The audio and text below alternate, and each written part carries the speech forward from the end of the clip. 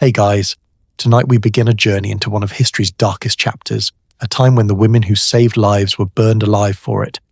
Imagine this: a skilled healer trusted by her entire village, suddenly dragged from her home, tortured, until she confesses to crimes she never committed and then executed in front of the very people she once cured. Why? Because she knew too much. Because she was too good at what she did. Because she was a woman.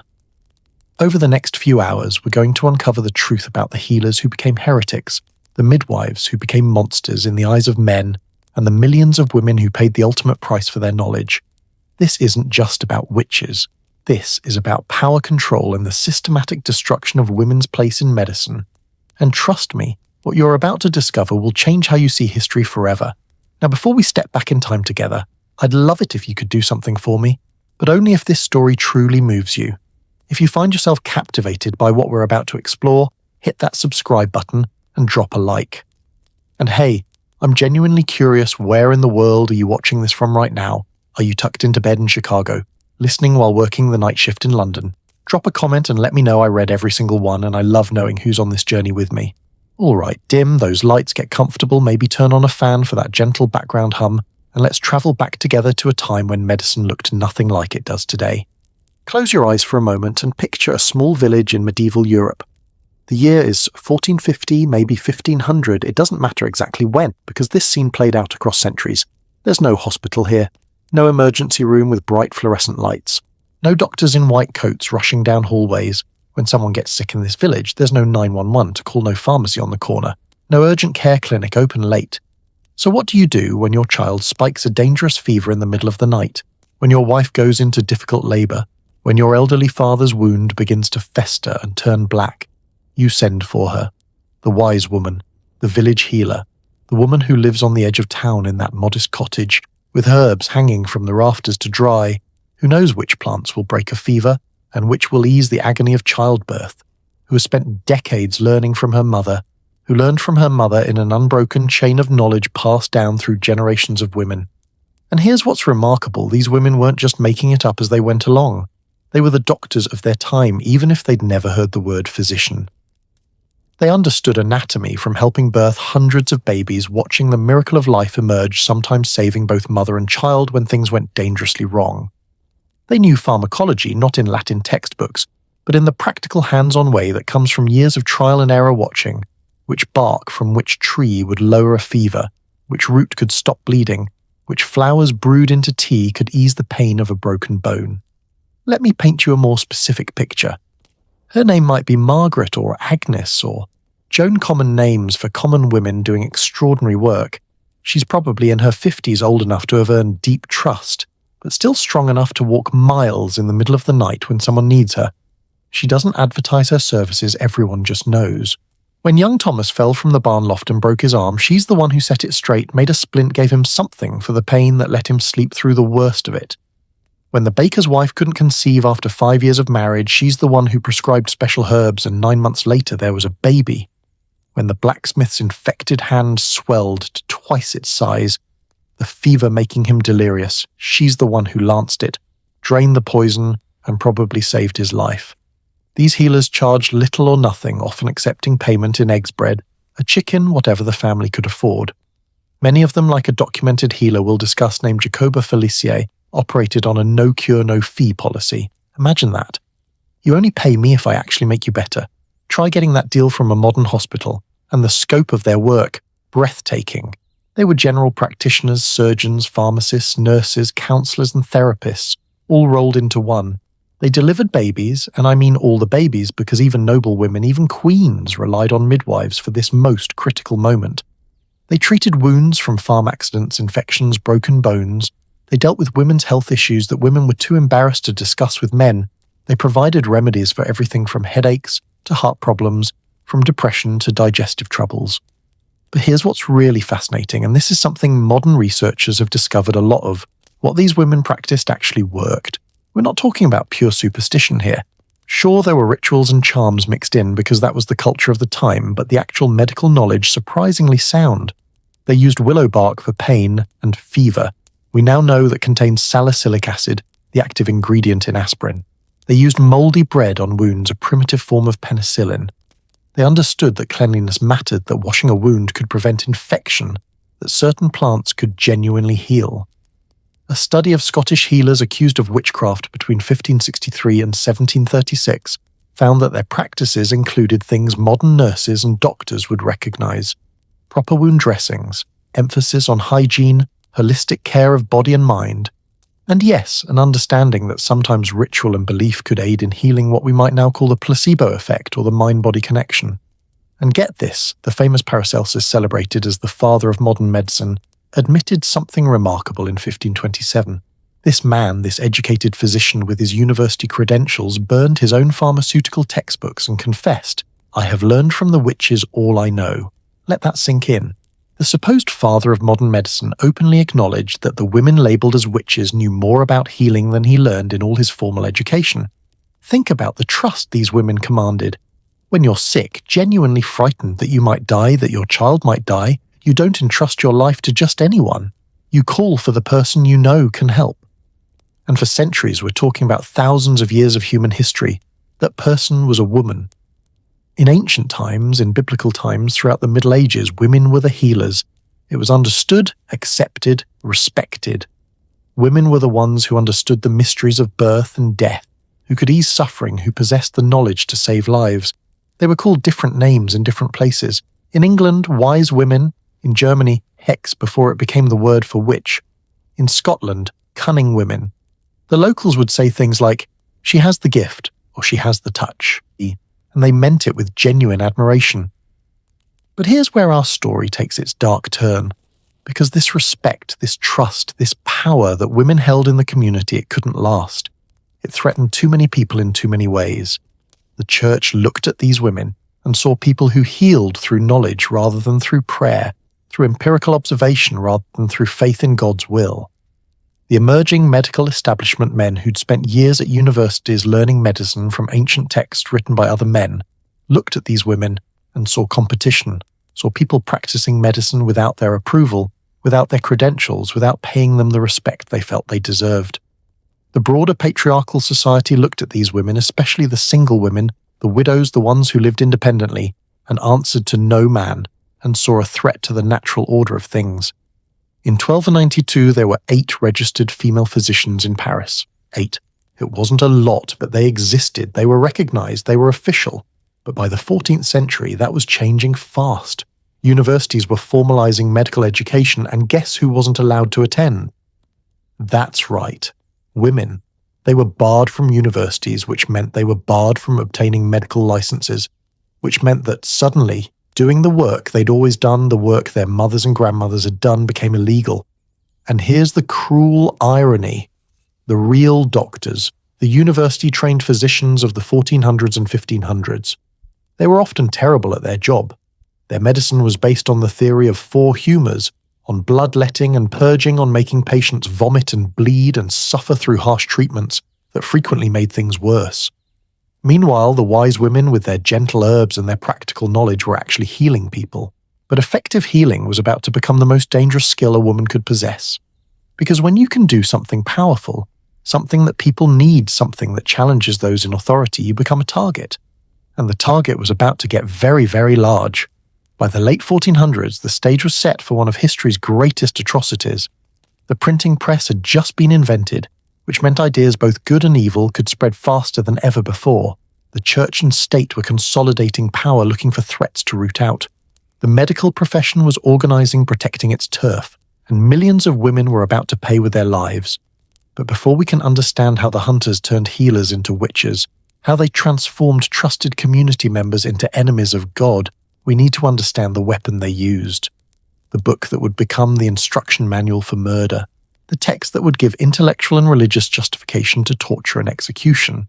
In 1486, a man named Heinrich Kramer sat down to write what would become one of the most evil books in human history. And that's where we're going next, into the pages of the Malleus Maleficarum, the Hammer of Witches, the book that broke the healers and shattered the lives of millions. Stay with me. Picture a cold study in 1486, somewhere in the German territories of the Holy Roman Empire. Candlelight flickers across parchment as a man hunches over his desk, quill scratching furiously. His name is Heinrich Kramer, and he's writing with the kind of obsessive fervour that comes from a very specific place, humiliation mixed with rage. Because here's the thing about Heinrich Kramer, he's not some distinguished scholar calmly composing a theological treatise. No, this man has just been kicked out of a town for his excessive, borderline deranged witch-hunting activities. The local bishop literally called him insane and expelled him. So naturally, what does he do? He writes a book, a very, very dangerous book, the Malleus Maleficarum. In English, The Hammer of Witches. And let me tell you, that title is sickeningly accurate, because this book was designed to be a weapon, a tool to systematically crush anyone accused of witchcraft, and especially deliberately calculatedly women. Now I want you to understand something crucial here. This wasn't the first book about witchcraft. People had been writing about magic and sorcery for centuries. But what made the Malleus Maleficarum different, what made it so devastatingly effective, was timing and technology. This book was published in 1487, just a few decades after Gutenberg invented the printing press. Do you realize what that means? For the first time in human history, dangerous ideas could spread like wildfire. Before the printing press, if you wanted a copy of a book, someone had to painstakingly copy it by hand. It took months, sometimes years. But now you could print thousands of copies, and they did. The Malleus Maleficarum went through 28 editions between 1486 and 1600. 28. Let that number sink in. This book became a bestseller, a handbook that sat on the desk of every witch hunter, every judge, every inquisitor across Europe. Both Catholics and Protestants embraced it, which tells you something. These two groups hated each other, were literally killing each other in religious wars, but they could agree on one thing. Women with too much knowledge had to be stopped. So what exactly was in this book that made it so powerful, so poisonous? Well, Heinrich Kramer structured it very cleverly into 3 parts, each one more insidious than the last. Part 1 was essentially a propaganda piece disguised as theology. Kramer's goal here was to convince skeptics that witchcraft was absolutely undeniably real. Now here's what's wild before this book. The Catholic Church actually hadn't been that hardcore about witches. Sure, they acknowledged that sorcery existed, but their usual response was more along the lines of stop that, do some penance, don't do it again. Public humiliation maybe, stick someone in the stocks for a day. But Kramer wanted more, much more. He pulled out a verse from Exodus, thou shalt not suffer a witch to live, and hammered it home again and again. See, before the Malleus, many educated people, even many church officials, were skeptical about a lot of the witch mythology. Flying on broomsticks, really making storms, come on. But Kramer argued, and this is diabolical, that being skeptical about witchcraft was itself heresy. You don't believe in witches? Well, the Bible mentions them, so by doubting their existence, you're doubting the Bible, which means you're doubting God. Checkmate skeptics. And then, and this is where it gets really ugly, Kramer dedicated a huge portion of Part 1 to explaining why women were especially susceptible to becoming witches. His reasoning, it's infuriating. He claimed women were morally weaker than men, intellectually inferior, more prone to lust and temptation. He even did this fake etymology where he claimed the word femina, Latin for woman, came from fe plus minus, meaning less faith, which, by the way, is complete nonsense linguistically. The word femina comes from roots meaning she who suckles, referring to breastfeeding. But Kramer wasn't interested in actual facts. He was interested in building a case. He wrote, and I'm paraphrasing medieval Latin here, that women are more carnal than men, more gullible, more ready to receive demonic influence. The entire tone of Part 1 is, essentially, women are dangerous, women are untrustworthy, women are the gateway through which Satan enters the world. Now let's move to Part 2, which is where things go from theoretically evil to practically horrifying. This section is titled something like, The Methods of Witchcraft and How to Protect Against Them, and it reads like a fever dream, a collection of every paranoid fantasy about what witches supposedly did. According to the Malleus, witches could cause impotence in men, apparently one of Kramer's major concerns if you read between the lines. They could make male organs appear to disappear entirely. They could prevent conception, cause miscarriages, kill babies in the womb. They could sour milk, destroy crops, kill livestock, raise storms, fly through the air. They could transform men into animals. They could steal male members. Yes, you read that right. And keep them in nests in trees where the severed parts would move around and eat oats. I wish I was making this up. This is actually in the book. But here's the sinister brilliance of Part 2. It specifically targeted midwives and healers. There's a section that explicitly states, no one does more harm to the Catholic faith than midwives. Think about that. Not murderers, not thieves, not corrupt priests. Midwives. Women who helped other women give birth. Why? Because midwives were present at the most vulnerable, intimate, powerful moment in human life, birth. They had access to placentas, umbilical cords, cauls, that thin membrane that sometimes covers a baby's head. In medieval folklore, these items were considered powerful magical.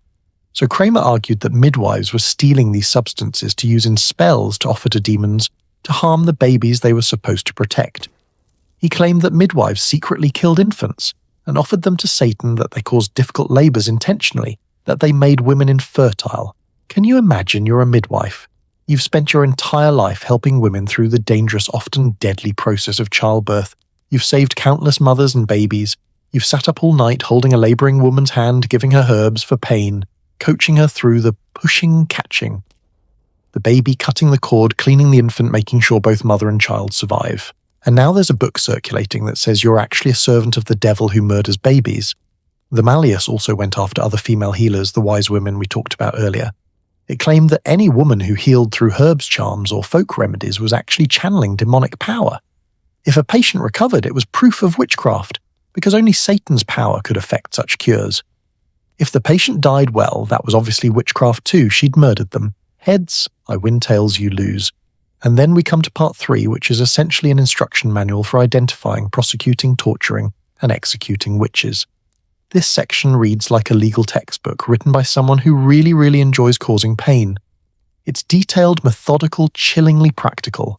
Kramer explains how to conduct interrogations, how to look for the devil's mark, a spot on the body that supposedly didn't feel pain when pricked, proof that Satan had touched the accused. Of course, if you prick someone enough times, eventually you'll find a place with nerve damage, a scar, a mole that's less sensitive. But that was enough. He describes various torture techniques to extract confessions. And this is important. The torture wasn't just cruel, it was designed to generate specific confessions. The questions were leading. How many times have you met the devil? Not if, but how many? Who else attends your witch meetings? Give us names, and maybe we'll ease your pain.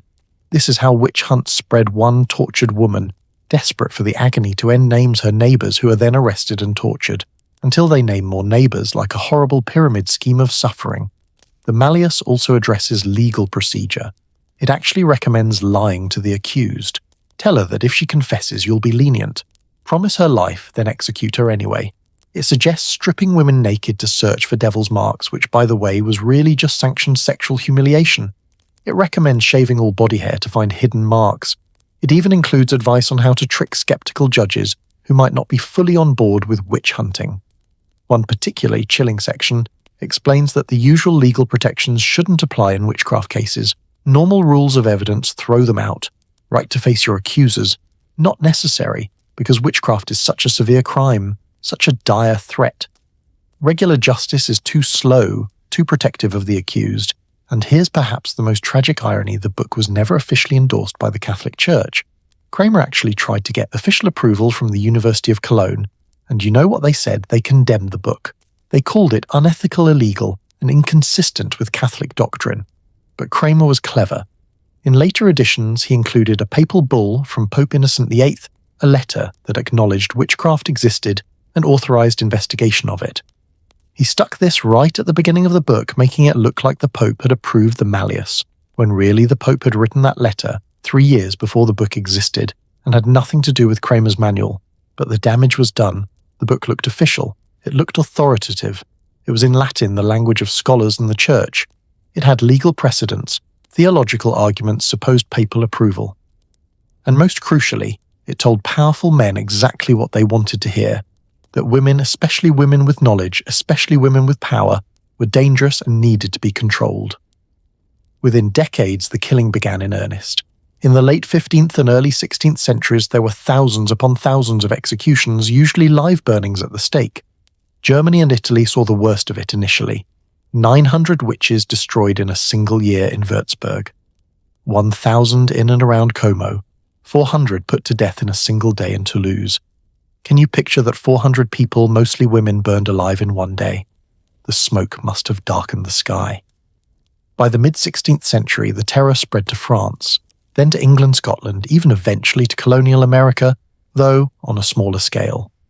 The Scottish Witchcraft Act, passed in 1563, made witchcraft a capital offence, and between then and 1736, when it was finally repealed, about 4,000 to 6,000 people were accused in Scotland alone, with about 1,500 executed. The Malleus Maleficarum had done exactly what Heinrich Kremer designed it to do. It had created a framework for persecution, a justification for violence, a pathway from suspicion to execution. It turned neighbours against neighbours, communities against their healers, society against women, and the women who suffered. They were healers, they were midwives, they were the wise women who'd helped their communities for generations. They were Agnes Sampson, helping a woman through difficult labour. They were Acoba Felici curing patients the doctors had given up on. They were millions of unnamed women whose knowledge died with them in the flames. But why? Why this specific, vicious, targeted campaign against women healers? Because to understand that, we need to look at the three forces that converge to make this horror possible: religion, economics, and politics. We need to understand the deeper machinery of persecution, and that's exactly where we're headed next. So here's the question that should be burning in your mind right now: why women? I mean, seriously, 85% of those executed during the witch hunts were women. 85%. That's not a coincidence. That's not random. That's deliberate. That's targeted. That's systematic. When you see numbers like that, you have to ask yourself what was really going on here. Because I'll tell you what, this wasn't about. It wasn't about the devil. It wasn't about black magic. It wasn't about flying on broomsticks or consorting with demons or any of the fantastical nonsense written in books like the Malleus Maleficarum. No, this was about something much more human, much more brutal, and much more calculated. This was about power. This was about money. This was about control. Let me break down the three forces that converge to make women, specifically healing women, the primary targets of this centuries-long campaign of terror. Think of it like a perfect storm where religion, economics, and politics all aligned in the worst possible way. Let's start with religion, because that's the justification everyone used, the excuse that made mass murder feel holy. The church had a very specific view of women, and it wasn't flattering. Actually, let's be honest, it was downright hostile. According to church doctrine, heavily influenced by the story of Adam and Eve, women were the source of humanity's fall from grace. Eve ate the forbidden fruit. Eve tempted. Adam and Eve brought sin into the world. Women were seen as inherently more sinful, more lustful, more susceptible to temptation. One early church father, Tertullian, literally called women the devil's gateway. Not some women, all women. Just by existing, women were spiritually dangerous. But here's where it gets specifically relevant to healers. The church was deeply, profoundly anti-empirical. What does that mean? It means they distrusted anything based on observing the physical world, on testing things, on learning through experience. The church's position was essentially the material world doesn't matter, only the spiritual realm matters. The body is just a temporary vessel. Physical, suffering. That's God testing you, refining you. You should accept it with patience and prayer, not try to alleviate it with herbs and remedies. St. Augustine, one of the most influential church theologians, wrote extensively about how you can't trust your senses, how the physical world is deceptive, how seeking natural explanations for natural phenomena was essentially denying God's constant intervention in the world. Every moment, every event was God's direct will. There were no natural laws to discover. There was only God's mysterious plan. Now think about what a healer does. A healer observes. A healer experiments. She notices that this plant reduces fever, that root stops bleeding. Those leaves ease pain. She sees cause and effect. She trusts her senses and her experience. She believes she can understand how the body works and intervene to help it heal. That's empiricism. That's the scientific method, even if she doesn't call it that. And to the church, that was heresy. That was trusting human knowledge over divine will. That was actively interfering with God's plan. If God wanted someone to have a fever, who are you to bring it down with willow bark? If God wanted a woman to suffer in childbirth, remember, childbirth pain was supposed to be Eve's eternal punishment. Who are you to ease it with herbal remedies? The Malleus Maleficarum actually makes this explicit. It says that witches heal through demonic power because godly healing comes through prayer and faith, not through potions and herbs. A A woman who heals successfully without invoking God, clearly she must be invoking something else. Something dark. And here's where it gets really cynical. Male physicians who used herbs and treatments. Perfectly fine. Male monks who cultivated medicinal gardens. No problem. Male doctors who learned medicine at universities. Blessed by God. The issue wasn't empirical healing. The issue was women doing empirical healing. Women trusting their own knowledge. Women having power that didn't come from or through men. Okay? So that's the religious justification. Now let's talk about money, because honestly, that's what a lot of this really came down to. Economics. Cold hard, follow the money economics. By the 13th and 14th centuries, medicine was professionalizing. Universities were establishing medical faculties. Licenses were being required.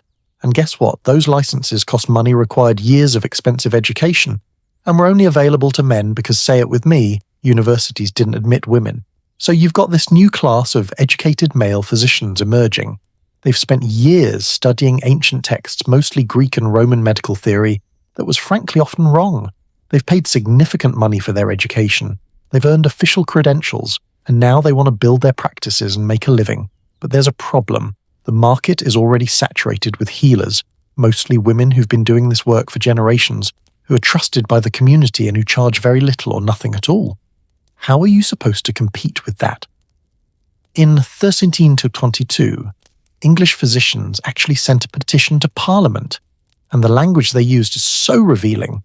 They complained about, and this is their wording, worthless and presumptuous women who usurped the profession. Usurped, as if medicine belonged to men by divine right and women practicing it were thieves. They demanded that any woman who attempted to use the practice of physic, the practice of medicine, should face fines and long imprisonment. Not because these women were harming anyone. In fact, many of them were quite successful. But because they were competition, they were taking patients and income away from licensed male physicians. And you know what? It worked. By the 14th century, male doctors had essentially won a monopoly over treating the upper classes. Wealthy people, nobility, royalty, they were legally required to use licensed physicians. The only exception was obstetrics, and that's because even the male doctors knew they had no idea how to deliver babies. So midwifery remained women's domain for a while. But here's the thing about monopolies, they're never enough. Once you've captured the upper class market, you look at the vast majority of people, the peasants and working class, who still rely on traditional healers, and you think that could be our market too. We just need to eliminate the competition. Enter the witch trials. Convenient, isn't it? You've got religious authorities calling female healers heretics. You've got legal authorities willing to prosecute them. And you've got male physicians ready to step in as the safe, godly, educated alternative.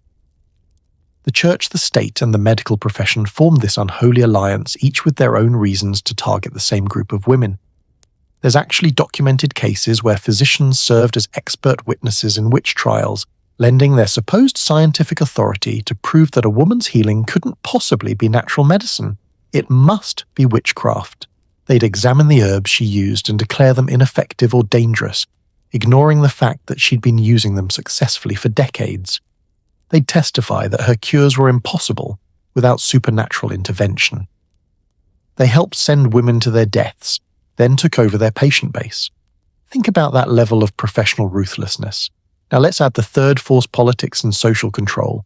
This one's about the changing structure of society and the threat that independent women pose to patriarchal order. Something remarkable was happening in the 16th century. The number of unmarried women in Europe was increasing dramatically.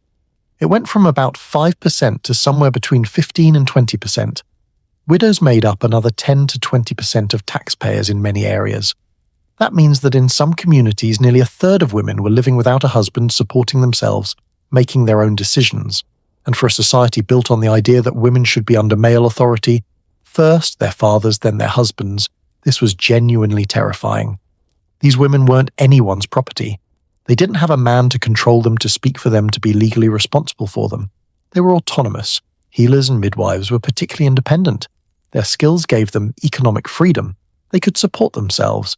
They didn't need to marry for financial security. They had status in the community that came from their own abilities, not from their relationship to a man. They had knowledge, secret knowledge, women's knowledge that they passed among themselves. Do you see why this was threatening? In a society where women were supposed to be submissive, silent and subordinate here, were women who were respected, influential, and independent. Here were women whom people sought out, whose advice they valued, whose presence they needed. Women with power. The popular belief spread widely was that unmarried women must have remained single because they'd been seduced by the devil. That was literally the explanation. If a woman hadn't married, it couldn't be by choice. It couldn't be because she valued her independence or preferred her work. No, it must be because she'd made a pact with Satan, who was now her lover. That's what they said about these women. That's how they justified seeing autonomous women as inherently suspicious. And midwives were particularly vulnerable because of their knowledge. They knew about fertility, conception, pregnancy, childbirth. They knew about contraception. Yes, medieval women had methods of preventing pregnancy, and midwives knew them. They knew about abortion. They knew about women's bodies in ways that gave women some control over their own reproduction. In a society where women were valued primarily for producing children, for giving their husbands heirs knowledge about how to prevent or end pregnancy, was incredibly threatening to patriarchal control. A woman who could control her own fertility was a woman who could control her own life. That couldn't be tolerated. Robert Burton, a well-known scholar who wrote in 1628, listed all the terrible things witches supposedly did. And it's revealing what he focused on: make women abortive, not to conceive, barren men and women unapt and unable. It's all about reproduction, about fertility, about disrupting the normal order of women having babies under male control. There's also the fact that midwives had access to the most intimate details of people's lives. They knew who was infertile, who had affairs, whose baby came suspiciously early after the wedding, which nobleman's wife was having trouble conceiving. They knew secrets, and people with secrets are dangerous to those in power. So when you combine all three of these forces, religious hostility, to women's empiricism, economic competition from male physicians, and political fear of independent women, you get a perfect recipe for persecution. You get a society primed to believe that its healers are actually witches, that its midwives are actually murderers, that the women who save lives are actually in league with death itself. And once that belief takes hold, once you've convinced people that these trusted community members are secretly evil, once you've given legal and religious sanction to hunting them down, the horror truly begins. The trials start, the torture starts, the executions start, and we need to witness one of these stories in full in all its tragic detail to understand what actually happened to these women.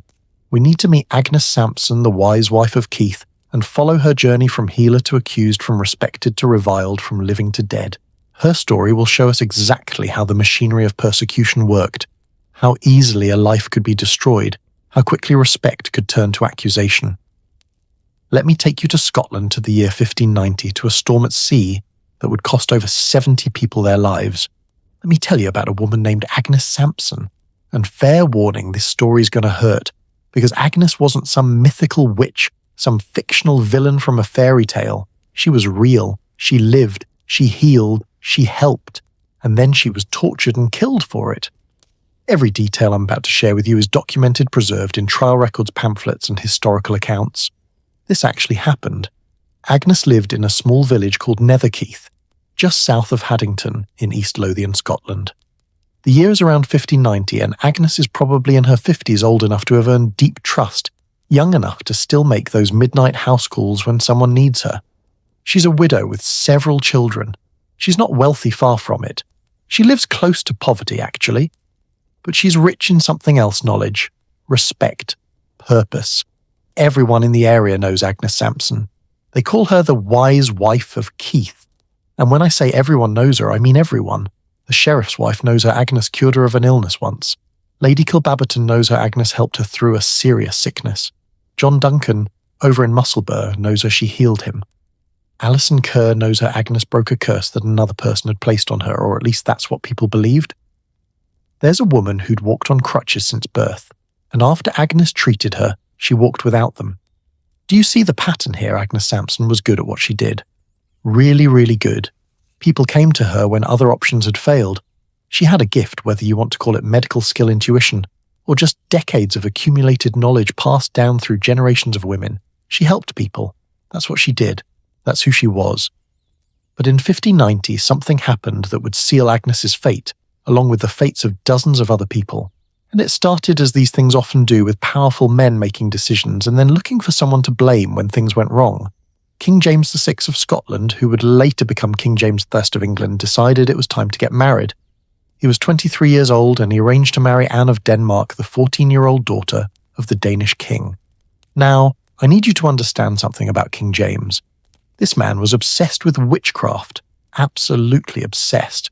He would later write an entire book about it called Demonology, published in 1597, where he laid out all his beliefs about demons and witches and dark magic. Some historians think James had genuine psychological issues, paranoia maybe. Others think he was just a product of his time steeped in superstition. Either way, this was a dangerous man to have a fascination with witch hunting, so the wedding is arranged. But Anne can't immediately travel to Scotland because, and here's where it gets interesting, storms keep preventing her ship from making the crossing. Massive, dangerous storms that nearly sink her vessel. So James, being a romantic or maybe just impatient, decides to sail to Denmark himself to get her. There's a wedding ceremony in Oslo, which James actually attends this time, and then the newlyweds prepare to sail back to Scotland. And guess what happens? Another storm. A massive, terrifying tempest that nearly drowns the king and his new bride. The ship is battered by waves, the crew is convinced they're going to die, and James is absolutely certain this isn't normal weather. In his mind, this has to be witchcraft. Someone must have conjured these storms specifically to kill him. Now here's the thing, James had just spent time at the Danish court in Denmark in 1590, was in the middle of its own witch-hunting hysteria. While James was there, Danish authorities were conducting trials, torturing people, getting confessions about raising storms through magic. This deeply influenced the young king. He came back to Scotland primed to see witches everywhere, convinced that he'd just survived a magical assassination attempt. And you know what's tragically funny about this? Storms in the North Sea were completely normal. That stretch of water is notoriously dangerous, especially in winter. Ships got caught in bad weather all the time. But James needed a supernatural explanation, needed to believe he was important enough that Satan himself would send witches to murder him. The royal ego, right? So James returns to Scotland in the spring of 1590, and he immediately launches an investigation. Who tried to kill me? Who raised these storms? Who are the witches? And like any good witch hunt, once you start looking for witches, you find them, or rather you create them. The first domino to fall was a young woman named Gillis Duncan. She was a maidservant working for a man named David Seaton in Tranent, and Gillis had a problem: she was too good at healing. She'd go out at night sometimes, and somehow she could cure people of ailments. Her employer got suspicious. Maybe he was genuinely worried about her soul, or maybe he just didn't like that his servant girl was more respected than he was. Either way, he decided she must be a witch. David Seaton didn't go to the authorities first. No, he took matters into his own hands. He interrogated Gillis himself. When she insisted she was innocent, he tortured her. Thumbscrews, those medieval devices that crush your thumbs between metal plates. Can you imagine this girl, probably in her late teens or early 20s, being tortured by her employer in his house? When the thumbscrews didn't work, he tried other methods. He kept at it until finally, probably out of sheer desperation to make the pain stop, Gillis confessed. Yes, she was a witch. Yes, she'd been going to meetings with the devil. Yes, there were others. And then she started giving names, because that's what happens under torture. You'll say anything, name anyone just to make it stop. She mentioned a schoolmaster named John Fian. She mentioned a woman named Euphemia Macalcian. And she mentioned Agnes Sampson, the eldest witch of all, dwelling in Haddington. Think about Agnes when she heard there was a warrant for her arrest. She's going about her day, probably mixing some herbs or visiting a patient, and suddenly there are men at her door accusing her of witchcraft. Her, the woman who spent her entire adult life helping people, the woman everyone in the community knows and trusts. But it didn't matter. Gillis Duncan had named her, and that was enough. Agnes was arrested and brought before the Haddington Presbytery Church authorities, who held her on suspicion of witchcraft. Then, when the king heard about it, he demanded she be brought to Holyrood Palace in Edinburgh so he could personally oversee her interrogation. Let that sink in. The King of Scotland personally wanted to question this village midwife. That's how seriously they were taking this supposed storm-raising conspiracy. Agnes Sampson was brought to Holyrood and presented to King James and his council. And she did what any innocent person would do. She denied everything. Absolutely everything. She hadn't raised storms. She hadn't met the devil. She wasn't a witch. She was a healer, a midwife, nothing more. And you know what? They didn't believe her. Or rather, they didn't care whether she was telling the truth. They needed confessions. They needed this conspiracy to be real, to justify the king's paranoia, and to fuel the witch hunt they were building. So they sent Agnes away to prison to receive such torture as hath been lately provided for witches in that country. The torture Agnes Sampson endured is documented in a pamphlet called News from Scotland, published in London in 1591 while the trials were still happening. And the details are absolutely horrifying. I'm going to share them with you because I think we need to witness what was done to this woman, but if you're sensitive to descriptions of torture, maybe take a breath or skip ahead a bit. First, they shaved her, completely. All the hair on her body, her head everywhere. This wasn't about hygiene, this was about humiliation, about stripping away her dignity, about making her feel exposed and vulnerable. And it was also practical for them. They wanted to search for the devil's mark, that supposed spot, where Satan had touched her that wouldn't feel pain when pricked. Then they used a torture device on her head, a rope that was twisted tight around her skull, constricting it, creating pressure so intense it felt like her head would explode.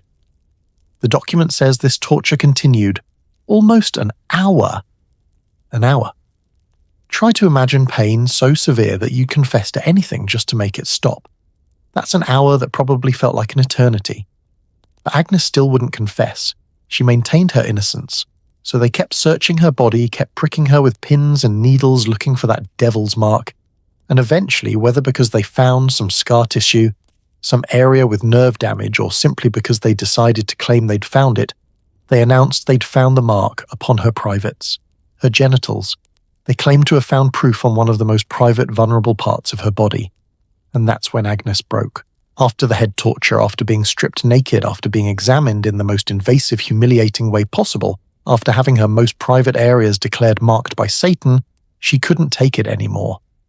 The document says she immediately confessed whatsoever was demanded of her. Read that carefully. Whatsoever was demanded of her. She didn't spontaneously confess to specific crimes. She confessed to whatever they asked her about. Did you meet the devil? Yes. Did you attend witch meetings? Yes. Did you raise the storms? Yes. Who else was involved? She gave names. Did you make charms and spells? Yes. Whatever they wanted to hear, she said it. The confession she gave was elaborate, detailed, and completely aligned with what the interrogators wanted to believe. She said she'd attended a gathering at North Berwick Kirk, a church on the coast on Halloween night. She said there were hundreds of witches there. She said the devil himself appeared. She said they plotted to kill the king by raising storms. She described how they'd taken a dead cat, attached parts of a dead man to it, and thrown it into the sea near Leith, and this charm had created the tempest that nearly drowned James on his voyage. Does any of this sound plausible to you? Does it sound like something a rational person would actually do? Or does it sound like the fever dream of paranoid men put into the mouth of a tortured woman who would have said absolutely anything to make the pain stop? But here's where it gets even stranger. Agnes was brought before King James again, and he was apparently skeptical of some of the confessions. Maybe they were too elaborate, too perfect. So Agnes, perhaps thinking she could prove her innocence by demonstrating real knowledge rather than fantasy, told the king something that shocked him.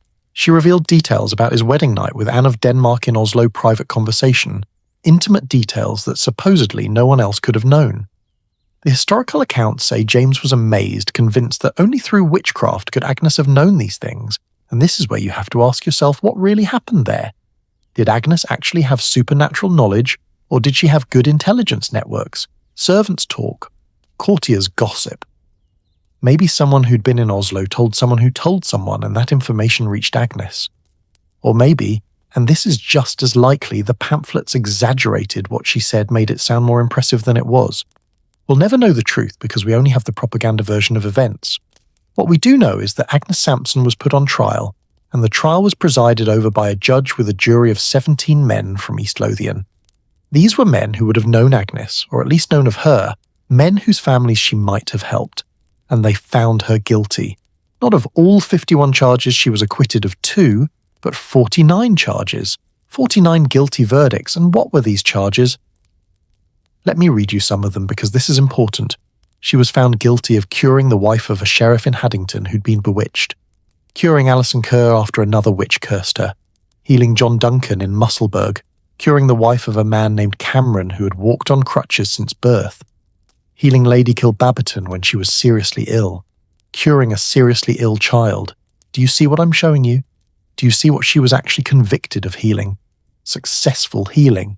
Every single one of those guilty verdicts was for helping someone, for curing someone, for saving someone's life or easing their suffering. That's what they called witchcraft.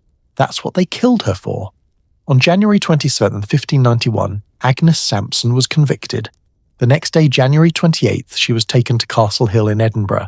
They strangled her first. That was considered merciful, killing someone before burning them, so they wouldn't feel the flames. Then they burned her body at the stake, a healer, a midwife, a woman who'd spent her life helping others, tortured until she confessed to impossible crimes, convicted of the crime of healing, and executed in front of a crowd. That's what happened to Agnes Sampson.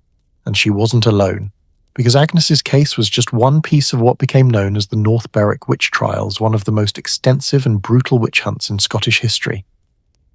And we need to understand the full scope of what happened, how many lives were destroyed, how King James turned his paranoia into a campaign of terror that would influence witch hunting for generations. That's the wider nightmare we're stepping into next. Agnes Sampson's execution wasn't an ending, it was a beginning. Because what happened to her was just one thread in a much larger, much darker tapestry of persecution that would become known as the North Berwick witch trials, one of the most extensive and brutal witch hunts in Scottish history, and one that would have ripple effects across centuries. Here's what you need to understand about these trials. They weren't some spontaneous outbreak of mass hysteria. They were orchestrated, they were systematic, and they were driven from the very top of society by a king who was absolutely convinced that witches were trying to murder him, and who had the power to turn his paranoia into policy. The numbers alone should tell you something's wrong. Between 1590 and 1591, somewhere between 70 and 200 people were arrested in and around the tiny coastal town of North Berwick and the surrounding East Lothian area. The exact number is hard to pin down because record-keeping was inconsistent and many documents have been lost to time. But think about that lower estimate for a moment, 70 people from one small region in just a couple of years. That's not organic suspicion. That's a campaign. And here's what makes it even more chilling. We don't know exactly how many of those arrested were actually executed. Some definitely were. Agnes Sampson, as we know, was strangled and burned in January 1591. Guileless Duncan, the young servant who'd been tortured into making the first accusations, was burned at the stake, though we don't know exactly when. A woman named Euphemia MacCalzian, who came from a wealthy family, was executed. A schoolmaster named John Fian was brutally tortured and then burned. Several others were killed in Edinburgh, some in Haddington. One man, Robert Grierson from Prestonpans, died in custody, probably from torture, though the records just say he died. But others we simply don't know. They vanish from the historical record. Were they executed and no one bothered to write it down? Were they released after months or years in prison? Did they die in captivity from disease or mistreatment?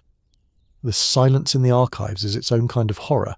What we do know is that these trials set a template that would be used across Scotland for the next century and a half. And at the centre of it all was King James VI, personally involved in a way that's honestly shocking for a monarch. Let me paint you a picture of what this looked like. Imagine you're in Edinburgh in late 1590, early 1591. The king himself, is attending interrogations. He's not delegating this to judges or church officials. He's there in the room watching people be tortured, asking questions, demanding more names, more confessions, more details about these supposed witch gatherings. There's something almost obsessive about James's involvement. Historians who've studied him think there's a complex mix of motivations. On one hand, he genuinely believed in witchcraft. He'd grown up in a culture steeped in supernatural beliefs. He'd been influenced by the Danish witch trials, and he probably had some level of paranoia or anxiety that made him susceptible to these fears. On the other hand, he was smart enough to recognize the political utility of being seen as the godly king fighting against Satan's minions. This made him look strong, pious, divinely protected. If witches were trying to kill him and failing, that proved God was on his side, right. In 1597, 6 years after the North Berwick trials, James published that book I mentioned, Demonology.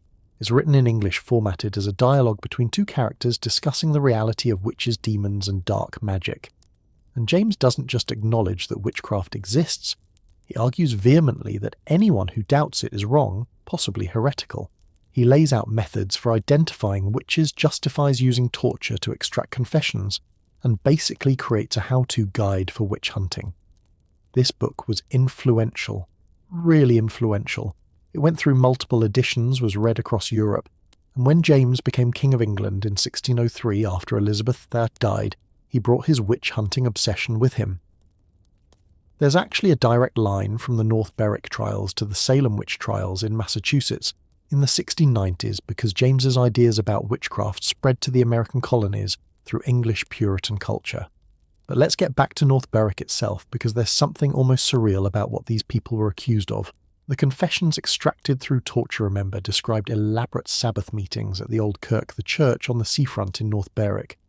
According to the tortured accused, somewhere between 90 and 200 witches would gather there at night. The devil himself would appear sometimes described as a large black man, sometimes as taking other forms. They'd dance, they'd make pacts, they'd plot against the king. The specific plot they supposedly hatched was delightfully absurd if it weren't so tragic. According to the confessions, the witches decided to assassinate King James by raising a storm. So they took a cat, a dead cat mind you, and they dismembered corpses from local graveyards, and they tied pieces of the corpses to the cat, and then they threw the whole bloody mess into the sea. And this supposedly created the magical storm that nearly drowned James and Anne on their voyage from Denmark. Now pause and think about this for a second. These were real people, healers, midwives, regular community members, being tortured into confessing that they dug up corpses, butchered them, performed elaborate rituals with dead cats, and controlled the weather. Does any part of that sound even remotely plausible? Or does it sound like exactly the kind of fantasy that terrified, tortured people would confess to when men in positions of power kept hurting them until they said what they wanted to hear? There's actually a perfect example of how coerced these confessions were. A woman named Barbara Napier was accused of being part of the conspiracy. She came from a relatively prominent family, which gave her some protection. During her trial, the jury initially acquitted her of the most serious charges, and James was furious. He was so angry that the jury had dared to find her not guilty that he had the jury members themselves arrested and threatened with charges of treason for delivering the wrong verdict. Let that sink in. The king arrested a jury for acquitting someone. That's not justice. That's terror. Eventually, Barbara Napier was convicted under pressure and sentenced to death. Though there's some indication she may have escaped execution because she was pregnant at the time, they wouldn't execute a pregnant woman, because that would mean killing an innocent unborn child, and she may have somehow avoided execution long enough to survive. But the message was clear: if you tried to stand in the way of the witch hunt, you'd become a target yourself. The trials also ensnared men, though women were still the majority of victims. That schoolmaster I mentioned, John Fee, and his torture was particularly horrific. They crushed his legs in a device called the boots, which essentially pulverized the bones. They pulled out his fingernails. They drove needles under where his nails had been, and when he still wouldn't confess to everything they wanted, they escalated further. The torture of John Fee was so extreme that it was described in detail in the News from Scotland pamphlet as a kind of propaganda look how far we'll go to fight Satan's servants. But here's an interesting twist to the North Berwick trials. They eventually became entangled with high-level political intrigue. Francis Stuart, the Earl of Bothwell, who was actually King James's cousin, ended up being accused of being involved in the witch conspiracy. The theory was that Bothwell had hired the witches to kill James so that Bothwell could potentially take the throne. This accusation was almost certainly politically motivated. Bothwell was a powerful nobleman who'd had conflicts with James, and accusing him of treasonous witchcraft was a convenient way to destroy him. Bothwell was tried for treason and actually acquitted, probably because he had enough political power and allies that even James couldn't just railroad him through a show trial.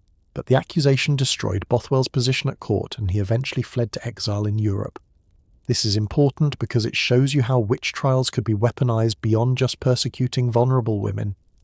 Once you establish that witchcraft is a capital crime, and that torture is an acceptable way to gain evidence, you've created a tool that can be used against anyone. Don't like your political rival? Accuse them of witchcraft. Want to seize someone's property? Accuse them of witchcraft. Their goods will be forfeit when they're convicted. Want to silence someone who knows your secrets? Accuse them of witchcraft. The system was ripe for abuse, and it was thoroughly abused. The North Berwick trials also left a cultural legacy that's still visible today. Have you ever wondered why Shakespeare's play Macbeth features 3 witches so prominently? Shakespeare wrote Macbeth around 1606, Specifically to flatter King James, who by then was his patron as King of England, the play is set in Scotland, features a Scottish king, and includes these witches who prophesy and meddle in political affairs. Shakespeare was directly referencing James's obsession with witchcraft, playing to the king's beliefs and fears. Those weird sisters stirring their cauldron, talking about eye of newt and toe of frog, that imagery comes directly from the cultural atmosphere created by witch trials like North Berwick. There's even a specific line in Macbeth that references the North Berwick trials. In Act 4, the witches are making their potion, and one of them says, "Finger of birth strangled babe ditch, delivered by a drab." A birth-strangled babe delivered by a drab, a baby killed during birth by a midwife prostitute. Shakespeare is invoking that specific fear about midwives being witches who murder the babies they're supposed to deliver. He didn't need to explain this to his audience. They knew. Everyone knew that midwives were suspected witches. It was common knowledge, part of the cultural paranoia that the North Berwick trials had helped cement. And the trials didn't end in 1591. That was just the beginning. The Scottish Witchcraft Act had been passed in 1563, making witchcraft a capital offence, and it would remain law until 1736. That's 173 years. Nearly 2 centuries of legal witch hunting.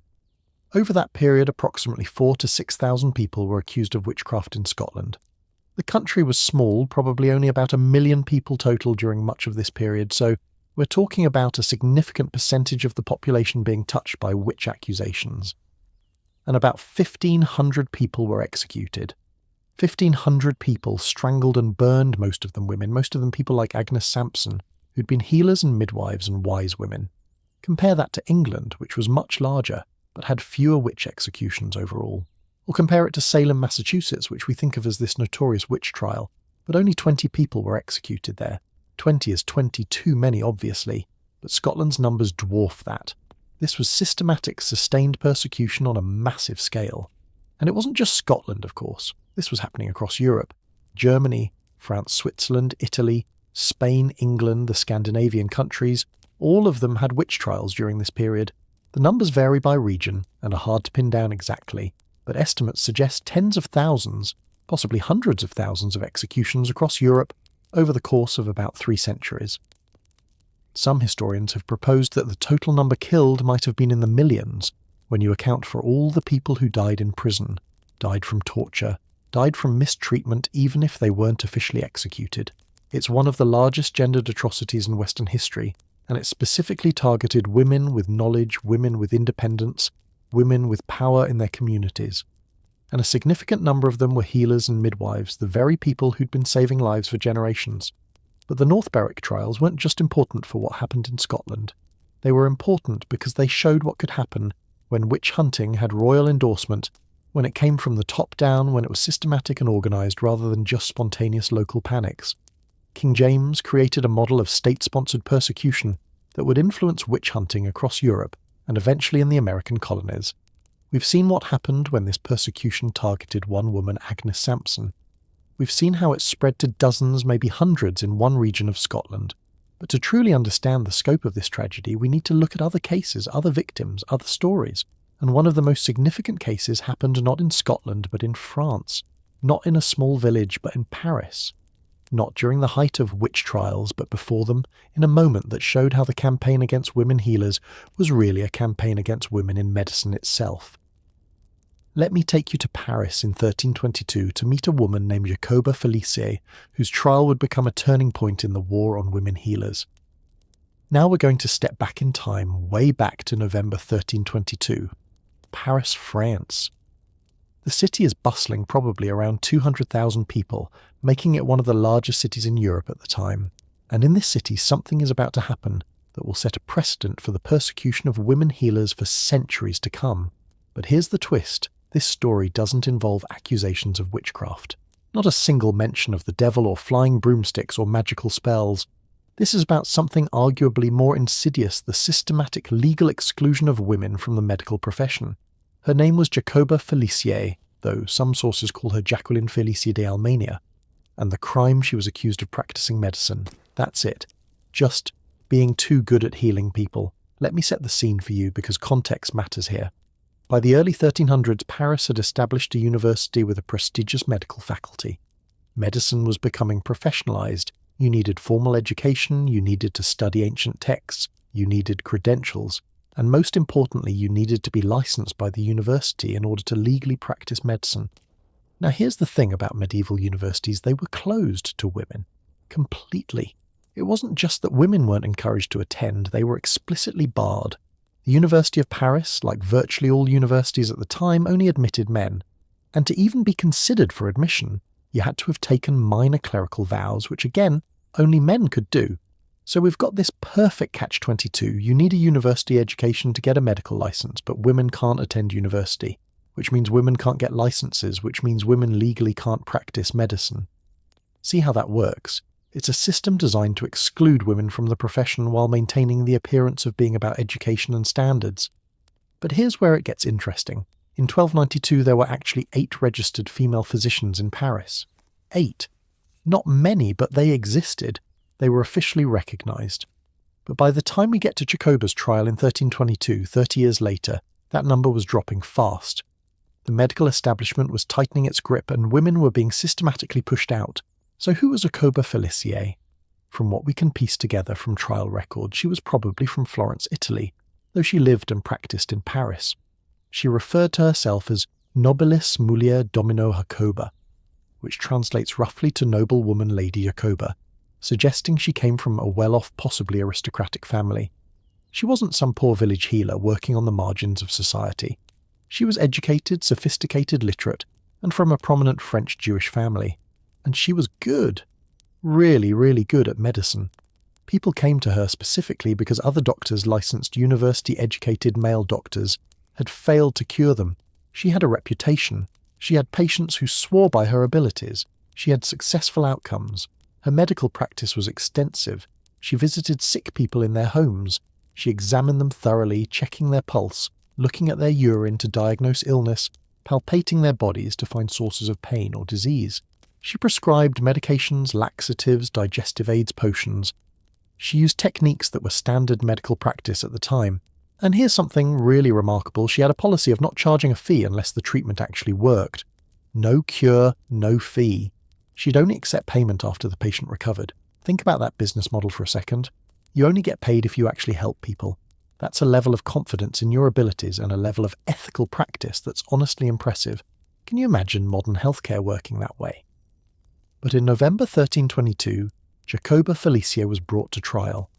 And she wasn't alone. She was part of a group of unlicensed healers, both men and women who were being prosecuted by the Faculty of Medicine at the University of Paris. Their crime practicing medicine without a license issued by the university, the punishment excommunication from the church, and a fine of 60 Parisian livres, a substantial amount of money. Now let's talk about who was prosecuting her, because this is crucial. It wasn't the government, really. It wasn't the church primarily. It was the medical faculty, the doctors, the university-trained physicians who saw unlicensed healers as competition and wanted them shut down. The prosecution's case against Jacoba was straightforward on the surface. She's practicing medicine without credentials. She hasn't been trained at a university. She doesn't have approval from the medical faculty. Therefore, she's breaking the law and should be stopped. But then the trial happened, and it's fascinating. Because Jacoba mounted a defense and the witnesses who testified reveal so much about what was really going on. 8 witnesses were called, 7 of them were Jacoba's former patients, plus the wife of one of them. Let me share some of their testimony with you because it's preserved in the university records. One man testified that he'd been suffering from a terrible illness in his head and ears. He'd been to multiple licensed physicians, master doctors with all their credentials and university training.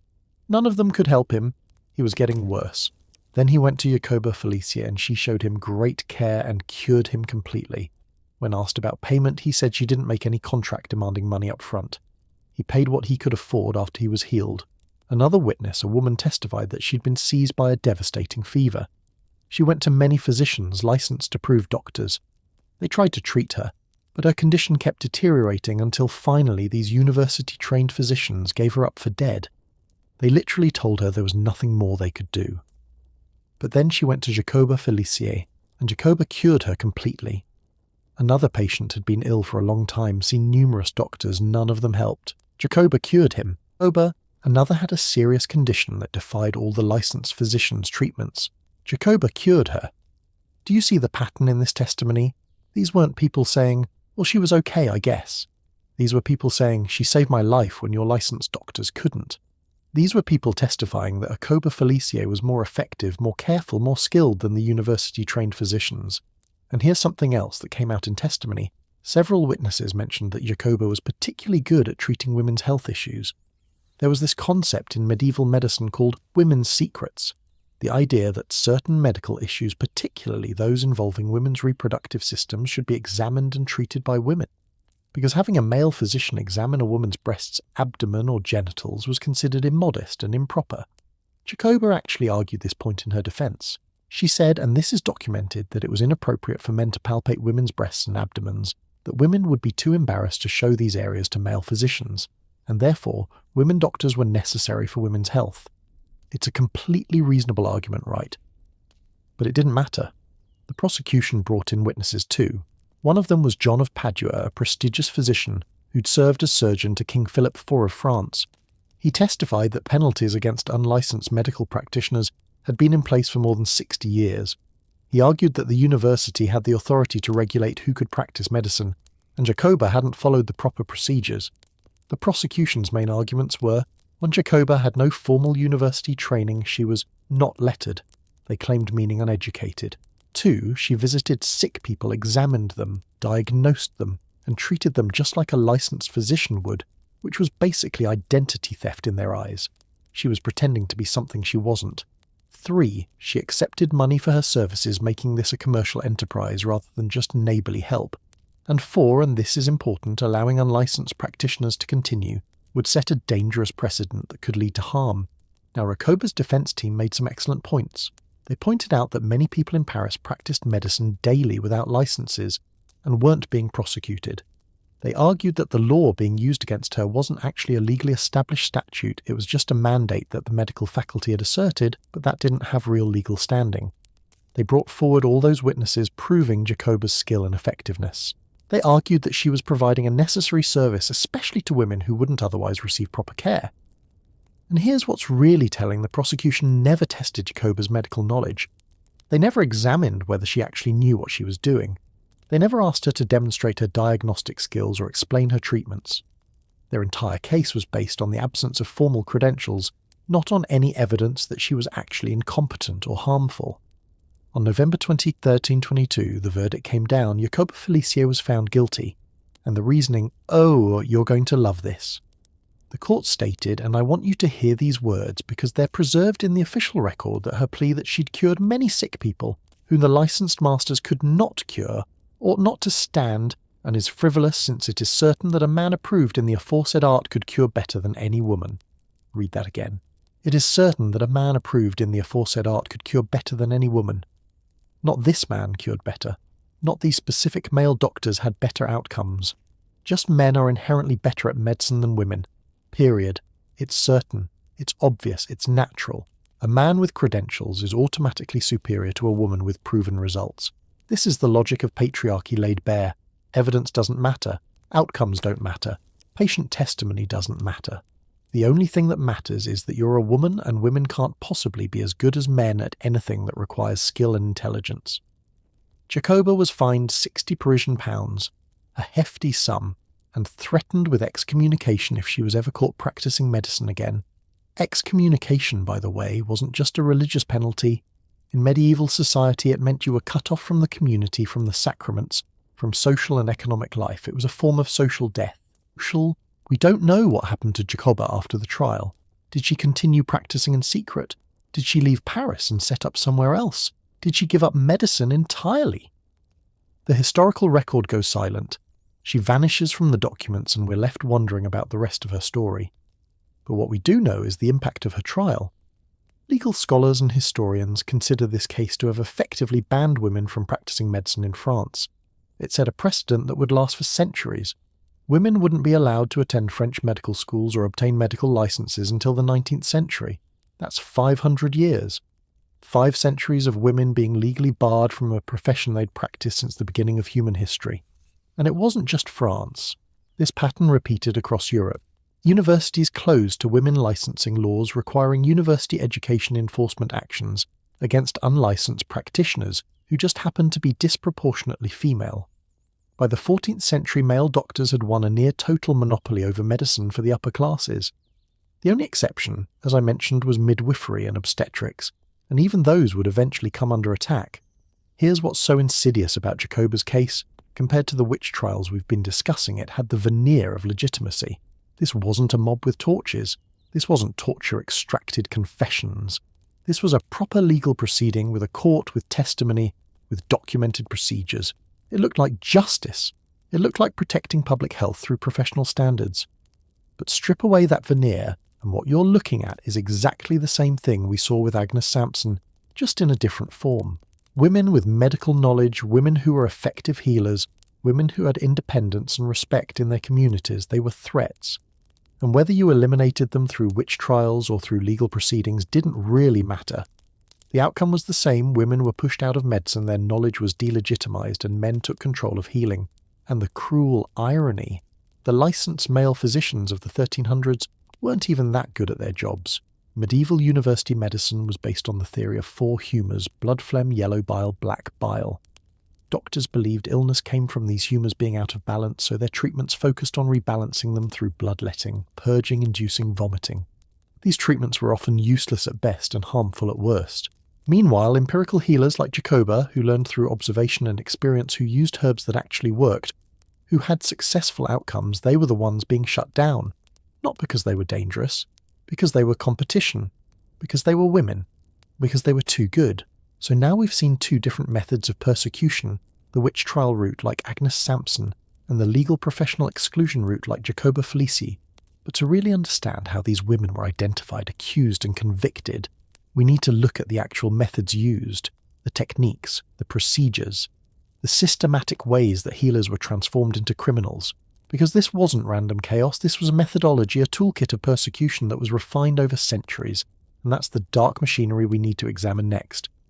Alright, we need to talk about something really dark now, because knowing that women were persecuted is one thing, but understanding exactly how it was done, the specific techniques, the systematic methods, the pseudo-scientific procedures they invented to identify and convict witches, that's when you truly grasp the horror of what happened. This wasn't random violence, this was organised, methodical, and designed to produce guilty verdicts no matter what. So let's walk through the toolkit of persecution, the step-by-step process of how a respected healer could be transformed into a convicted witch. And I'm warning you now, some of this is going to be deeply disturbing. But we need to witness it. We need to understand it. Because this is what really happened. It usually started with suspicion. And here's the thing about witch accusations: they could come from anywhere for almost any reason. Maybe a healer's patient died despite treatment, and the family blamed her instead of the illness. Maybe a woman refused a man's advances and he accused her out of spite. Maybe neighbours had a property dispute. Maybe someone just didn't like that a woman was too independent, too outspoken, too successful. In Scotland, there were even professional informants who would travel from town to town encouraging people to report suspected witches. These witch prickers, as they were sometimes called, would actually get paid per conviction. Think about the incentive structure there. You get money every time someone is found guilty, so you have every reason to find guilt everywhere you look. Once an accusation was made, the authorities would arrest the suspect. And from that moment on, the system was designed to produce a confession one way or another. Because here's the dirty secret of witch trials: they needed confessions. Theological and legal authorities agreed that witchcraft was such a serious crime that you couldn't convict without a confession, without the witch admitting their pact with the devil. But how do you get someone to confess to something they didn't do? Well, you have several options, and witch hunters used all of them. Let's start with the search for the devil's mark. This was supposedly a spot on the witch's body where Satan had touched them, marking them as his own. It could look like a mole, a birthmark, a scar, any irregularity on the skin. And most importantly, this mark was supposed to be insensitive to pain. You could prick it with a needle, and the witch wouldn't feel anything. So what would happen is they'd strip the accused completely naked. Total nudity. Already we're talking about profound humiliation, especially for women in deeply modest societies. Then they'd shave all the hair from her body, head, underarms, pubic region, everywhere. This served multiple purposes: humiliation, dehumanization, and making it easier to examine every inch of skin. Then the witch prickers would go to work. They'd use sharp pins or needles and systematically prick every part of the accused's body. looking for a spot that didn't produce pain or bleeding. And here's the thing, if you prick someone enough times, you're eventually going to find something. A piece of scar tissue, an area with nerve damage, a mole with less sensitivity, a spot where the person is so traumatized and overwhelmed that they don't react normally to pain. And boom, devil's mark found. Evidence of witchcraft. Some witch prickers were even more cynical. There are documented cases of them using retractable needles that would appear to pierce the skin but actually retract into the handle. So they'd press this fake needle against the accused. It would look like it was going in deep, but it wasn't actually penetrating, so of course there'd be no pain and no blood. Instant devil's mark. Instant proof of guilt. And the pricker gets paid.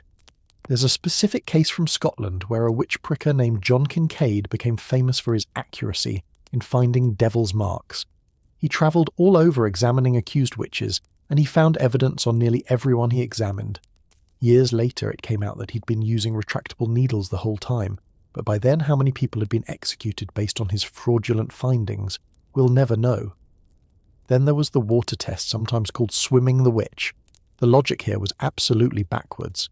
They'd bind the accused's hands and feet, tie them in a specific way, right thumb to left big toe, left thumb to right big toe, and then throw them into a body of water, usually a pond or river.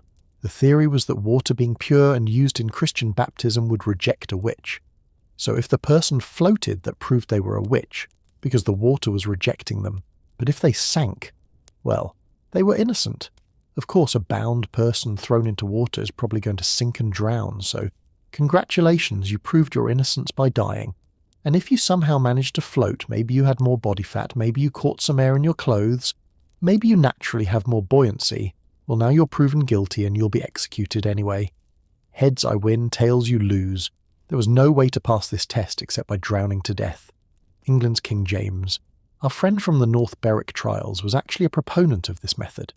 He mentions it in his book Demonology, explaining that God and water wouldn't receive those who'd rejected baptism through their pacts with Satan.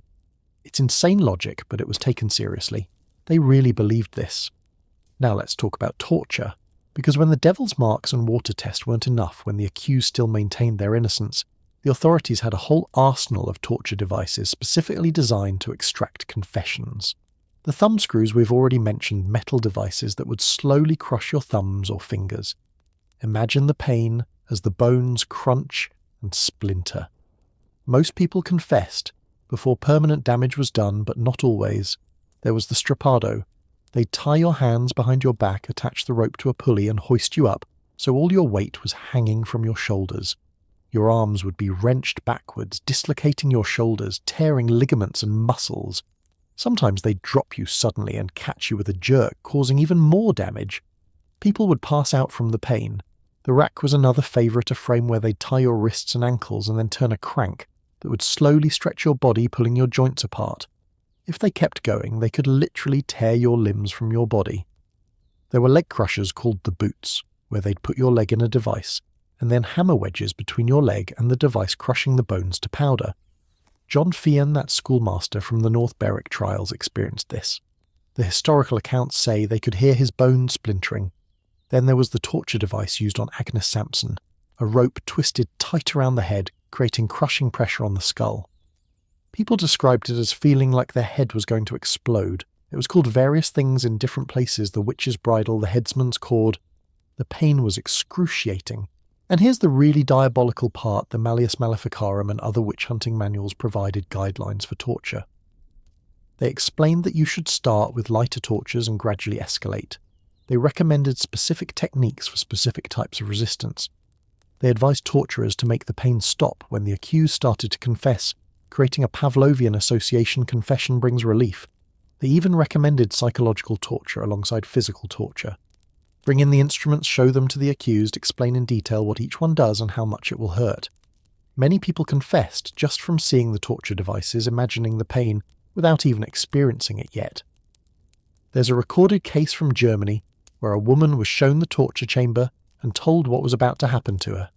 She immediately confessed to witchcraft, named several accomplices, and provided elaborate details about Sabbath meetings and demonic pacts. The torture chamber had done its job without anyone laying a hand on her. But perhaps the most insidious technique was the way interrogations were conducted. The questions were leading. They weren't asking, "Did you do witchcraft?" Though they'd start there, they were asking, "How many times have you met the devil?" Not if you've met the devil, but how many times? Who else attends your witch meetings? Give us names. What spells did you cast? Tell us the details. And if you denied everything, they'd torture you. If you confessed, they'd demand more details, more names. And if you couldn't provide them, they'd torture you for being evasive. The only way to make the torture stop was to confess to everything they suggested and to implicate other people, creating a cascade of accusations. This is why witch trials would spread like wildfire through a region. One tortured woman would name her neighbour, who would be arrested and tortured until she named 2 more neighbours, who would each name 2 more, and suddenly you'd have dozens of people imprisoned, all from one initial accusation. There are documented cases where entire villages were nearly depopulated by witch trials. That statistic I mentioned earlier from the bishopric of Trier in 1585, 2 villages left with only 1 female inhabitant each that happened through this cascading accusation pattern. First, a few women were accused, then under torture. They named others who named others who named others, until almost every woman in both villages had been arrested and executed. Let me share a particularly heartbreaking example. In the German town of Bamberg, there was a man named Johannes Junius who served as a town mayor. In 1628, he was accused of witchcraft. He maintained his innocence through initial interrogations. Then they tortured him. The torture was so severe that he finally confessed to everything they wanted to hear. Yes, he'd met the devil. Yes, he'd renounced God. Yes, he'd attended Sabbaths. But before his execution, Johannes managed to smuggle a letter out of prison to his daughter. The letter still exists. In it he writes about his torture and confession. He says, "Many 100,000 good nights, dearly beloved daughter, Veronica. Innocent have I come into prison, innocent have I been tortured, innocent must I die." He describes how they tortured him with the strappado, the leg vices and thumbscrews, until he simply couldn't endure any more.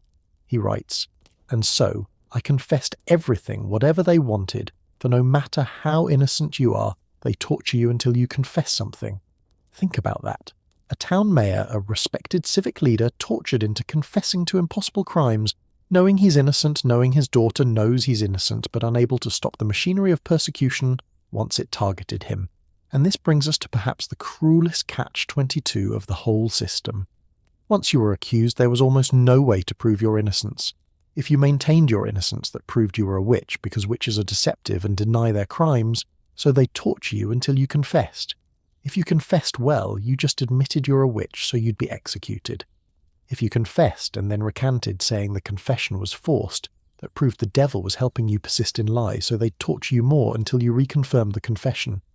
The only real difference between confessing early or late was how much torture you'd endure first.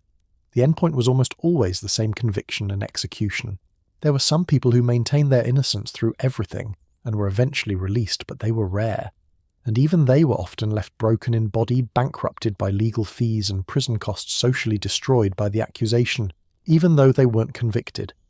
Oh, and speaking of legal fees, yes, the accused had to pay for their own imprisonment and trial, the cost of the chains they were held, and the cost of their food in prison, the cost of the wood for their execution fire, even the cost of the executioner's services, all billed to the prisoner's estate. So not only were you going to be killed, but your family would be left impoverished, your property seized to pay for the costs of murdering you. Neat system, right? There's documented evidence that some witch trials were financially motivated specifically for this reason.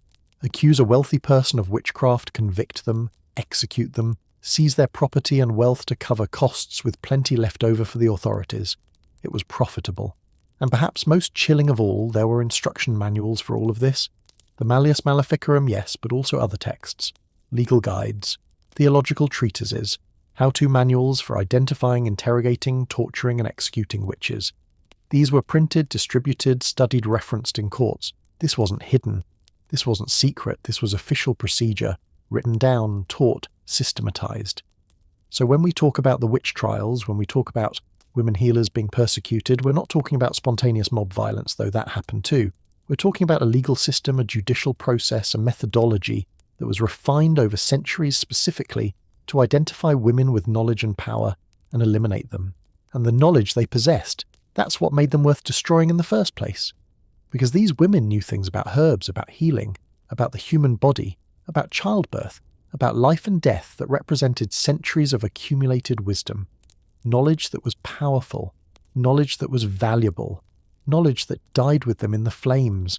And that's the tragedy we need to explore next. What exactly did these healers know, and what did the world lose when they were killed? Here's what haunts me most about this entire story: we'll never fully know what was lost. Because when you systematically eliminate the healers of an entire society, over the course of centuries, when you burn their knowledge along with their bodies, when you make it dangerous to even write down what they knew, you create a gap in human history that can never be completely filled. But we can piece together fragments. We can look at trial records where prosecutors documented what these women were doing trying to prove it was witchcraft, when really they were just describing medicine. We can examine old herbals and remedy books that survived. We can study what modern researchers have discovered when they actually tested some of these ancient healing methods. And what we find is remarkable. These women knew things, real things, effective things, scientific things, even if they didn't call it science. Let's start with the herbs, because that's the foundation of most healing practice in this era. Medieval healers weren't just randomly grabbing plants and hoping for the best. They had sophisticated knowledge of botany, of which plants grew where, when to harvest them, how to prepare them, what dosages to use for different conditions. Take willow bark, for instance. Healers used it for centuries to reduce fever and relieve pain. They'd strip bark from willow trees, dry it, sometimes grind it into powder, brew it into tea, and give it to patients suffering from headaches, fevers, joint pain. And it worked. Why? Because willow bark contains salicin, which the body converts to salicylic acid, the active ingredient in aspirin. Those ignorant healers were essentially prescribing aspirin hundreds of years before the pharmaceutical industry synthesized it. Or consider foxglove, a plant that's quite poisonous if you don't know what you're doing. But healers knew exactly how to prepare it in tiny, carefully measured doses to treat heart conditions. We now know foxglove contains digoxin, which is still used in modern medicine to treat heart failure and irregular heartbeats. These women were doing cardiac medicine without medical degrees, without laboratories, just through careful observation and accumulated knowledge. Mouldy bread on wounds sounds disgusting, right? Sounds like exactly the kind of ignorant folk practice that educated physicians would mock. Except it worked. Because certain moulds produce antibacterial compounds. We're talking about a primitive form of penicillin discovered by accident probably, but used effectively long before Alexander Fleming got credit for it in 1928. Honey on wounds, same thing. Modern medical research has confirmed that honey has antibacterial properties, promotes healing, and reduces scarring. Medieval healers knew this. They'd clean wounds and apply honey. It was standard practice. There's a recipe that survives from a medieval English manuscript called Bald's Leech Book, dating from around 900 CE. It's a treatment for eye infections, and it involves garlic, onion, wine, and bile from a cow's stomach prepared in a very specific way. Modern researchers actually recreated this remedy in a lab and tested it. You know what they found? It's effective against MRSA methicillin-resistant Staphylococcus aureus, one of the most dangerous antibiotic-resistant bacteria we face today. A 1,000-year-old recipe dismissed as superstition actually works against modern superbugs. These healers understood the importance of cleanliness. They'd wash wounds, they'd wash their hands, they'd wash the patient's body and clothes. The theory of germ disease didn't exist yet, that wouldn't come until the 1800s, but empirically they'd observed that cleanliness helped prevent infection. They didn't need to understand microbes to notice that dirty wounds festered and clean wounds healed better. They knew about quarantine. During plague outbreaks, healers would advise isolating the sick from the healthy. They didn't understand viral or bacterial transmission, but they'd notice patterns. The disease spread from person to person, so keeping people separated slowed the spread. That's epidemiology, even if they couldn't define it. Midwives had incredibly sophisticated knowledge of childbirth. They understood fetal positioning. They could diagnose problems through palpation, feeling the mother's belly, to determine where the baby was and whether it was in a good position for birth. They knew techniques for turning breech babies. They understood how to manage hemorrhaging after birth, how to deliver the placenta, how to deal with complications. There's a documented case from trial records where a midwife named Beatrix Leslie in Scotland was accused of witchcraft in 1661 because she'd successfully delivered a baby that was in a difficult position. The prosecution argued that her success was impossible without supernatural aid. Clearly, she must have used magic because a baby positioned that way shouldn't have been deliverable. The fact that she was just skilled at her job didn't occur to them, or rather it did occur to them, and that's exactly why they wanted her eliminated. These women understood herbal contraception and abortifacients plants that could prevent pregnancy or terminate early pregnancies. Queen Anne's lace, also known as wild carrot, was used as a contraceptive. Pennyroyal was used to induce menstruation. Tansy, rue, ergot, all of these were known to have effects on reproduction. Modern research has confirmed that many of these plants do indeed have contraceptive or abortifacient properties. This knowledge was dangerous not because it didn't work, but because it did. Because a woman who could control her own fertility was a woman who had control over her own life, her own body, her own future.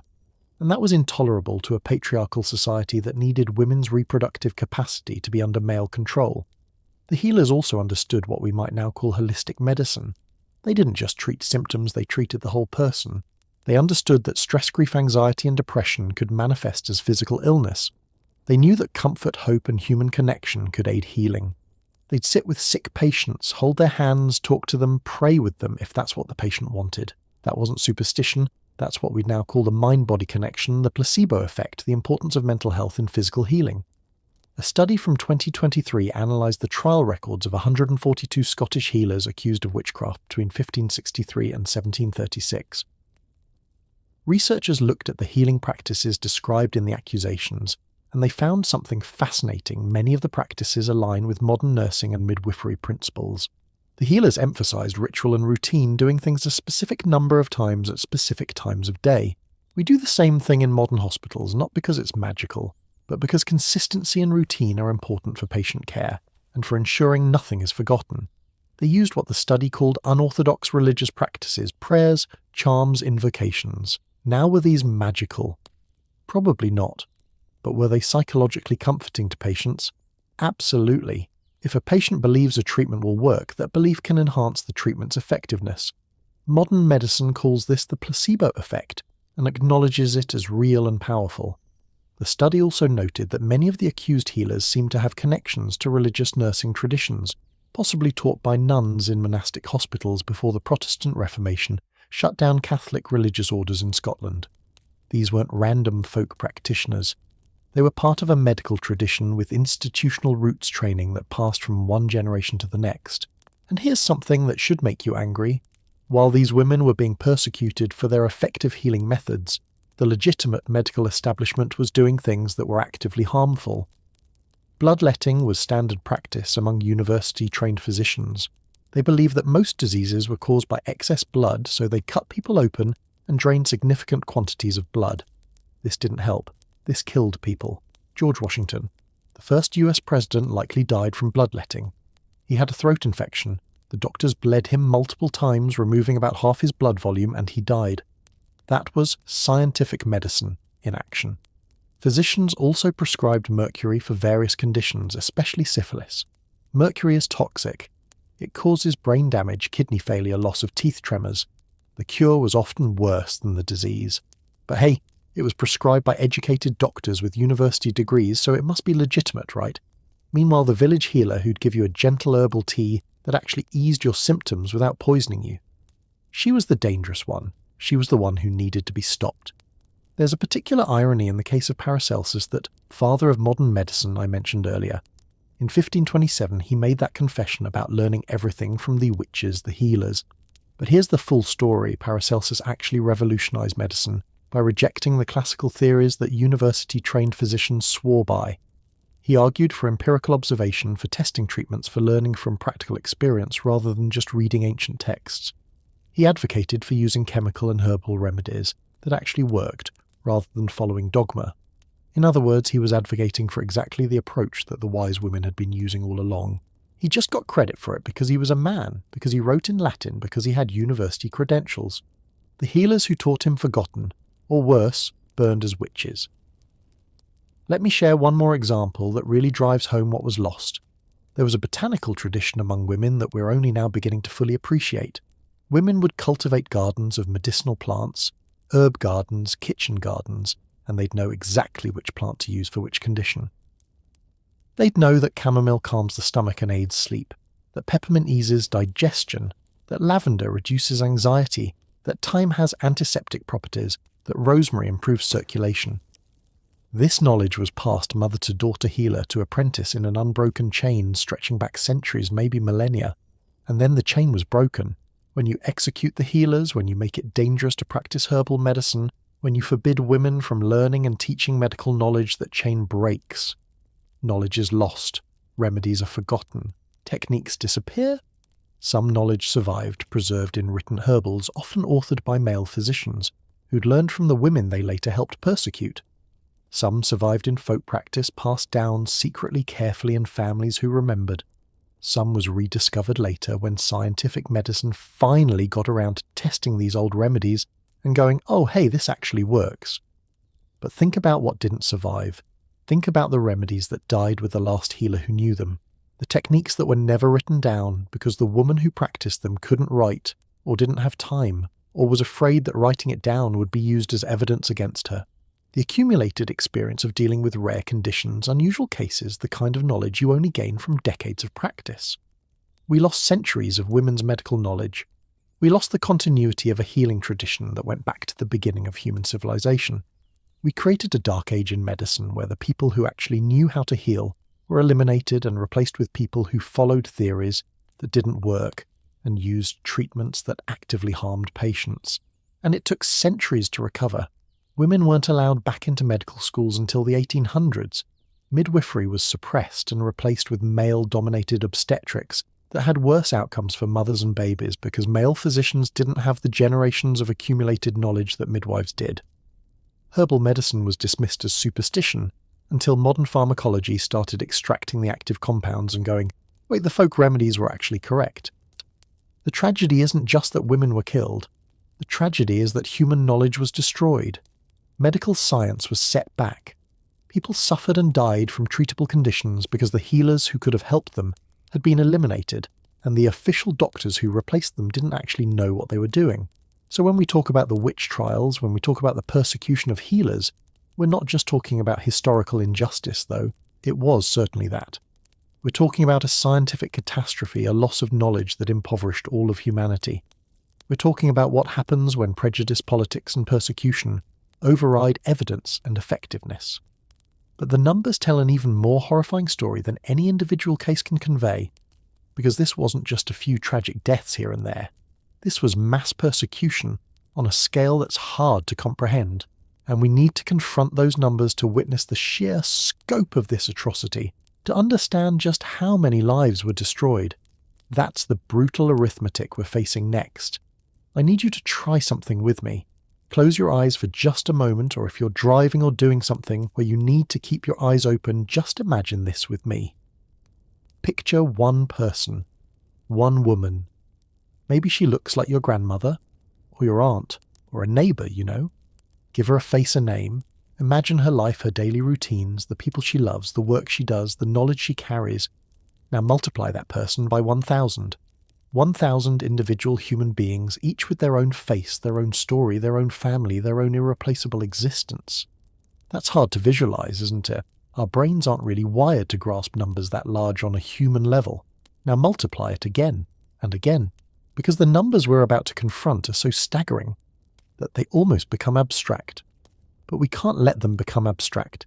Every single digit in these statistics represents a person who lived, who breathed, who mattered. Someone's mother, daughter, sister, friend. Someone who healed, who helped, who knew things. Someone who was tortured and killed. So let's start local and build outward, because that's the only way to really grasp the scope of this horror. We've talked about Scotland. Small country, maybe 1 million people during much of this period.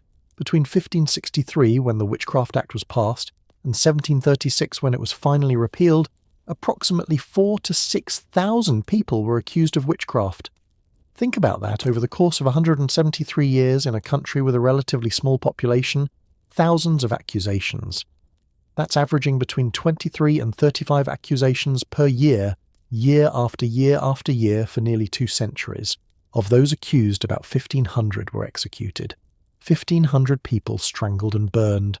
That's roughly 1 execution every 6 weeks for 173 years straight. Imagine if your country executed someone every month and a half, consistently for nearly 2 centuries, and most of them were women, and most of those women were guilty of nothing more than knowing how to heal. And remember, those are just the executions we know about. Many died in prison before trial, some died from torture, some fled into exile, and we don't know what happened to them. The actual death toll was almost certainly higher. Let me give you some specific examples so these numbers have context. In the bishopric of Trier, in what's now Germany in the year 1585, just 1 year, 2 villages were left with only 1 female inhabitant each after the witch trials. Let that image sit with you. An entire village of women gone, executed. What did that village look like afterward? Who delivered the babies? Who tended the sick? Who passed down the knowledge? The village didn't just lose women, it lost its future. In Würzburg, also in Germany, 900 people were executed for witchcraft in a single year. 900. That's nearly 3 people per day every day for a year. Can you imagine the logistics of that? The constant arrests, the trials, the executions. The smoke from the burning pyres must have been visible for miles. The smell must have permeated everything. In the city of Como, Italy, 1,000 people were burned as witches. In Toulouse, France, 400 people were executed in a single day. A single day. That's not a trial system, that's a massacre. That's industrial-scale killing. In Würzburg, Germany, between 1625 and 1631, just 6 years somewhere between 600 and 900 people were executed. The Prince Bishop who oversaw these trials, Philip Adolf von Ehrenberg, built a special witch house with a torture chamber specifically designed for extracting confessions. He even had his own nephew burned as a witch. His nephew, a child. The boy was 19 years old, accused of being a witch lover. One German city historians estimate this was Quedlinburg, though the records aren't entirely clear. Executed an average of 600 people per year during the height of the witch hunts. 600 per year. That's 2 people per day, leaving out Sundays, as one contemporary chronicler grimly noted. Even the executioners took Sundays off. Let's zoom out to national levels. Germany, which was actually a collection of different states and principalities during this period, probably had the highest number of witch executions in Europe. Estimates vary wildly. Some historians suggest 25,000, others suggest as many as 40,000 or more. The Holy Roman Empire, of which Germany was a large part, may have accounted for roughly half of all witch executions in Europe. Switzerland had intense witch trials. Some estimates suggest as many as 9,000 executions, though, like most of these numbers, it's hard to be certain because records are incomplete. France had fewer trials than Germany, but still thousands of executions. The numbers are particularly hard to pin down for France, partly because the trials were more spread out geographically and temporally, but estimates generally range from 3,000 to 5,000 executions. Poland had extensive trials, possibly 4,000 to 6,000 executions. Hungary had similar numbers. The Scandinavian countries Denmark, Norway, Sweden, Finland collectively probably executed around 2,000 to 3,000 people. England was actually somewhat less severe than continental Europe. The English legal system required more evidence and didn't allow torture to extract confessions, which made convictions harder to obtain. But still, England executed somewhere between 500 and 1,000 people for witchcraft between the 1540s and the 1730s. Not as many as Germany, but 500 to 1,000 human beings is still 500 to 1,000 tragedies. Scotland, as we've discussed, had about 1,500 executions from a much smaller population, which means proportionally Scotland was one of the worst places for witch hunting in all of Europe. If you were a woman in Scotland in the 1600s, especially if you were a healer or midwife, you lived with constant danger. Spain and Italy are interesting cases.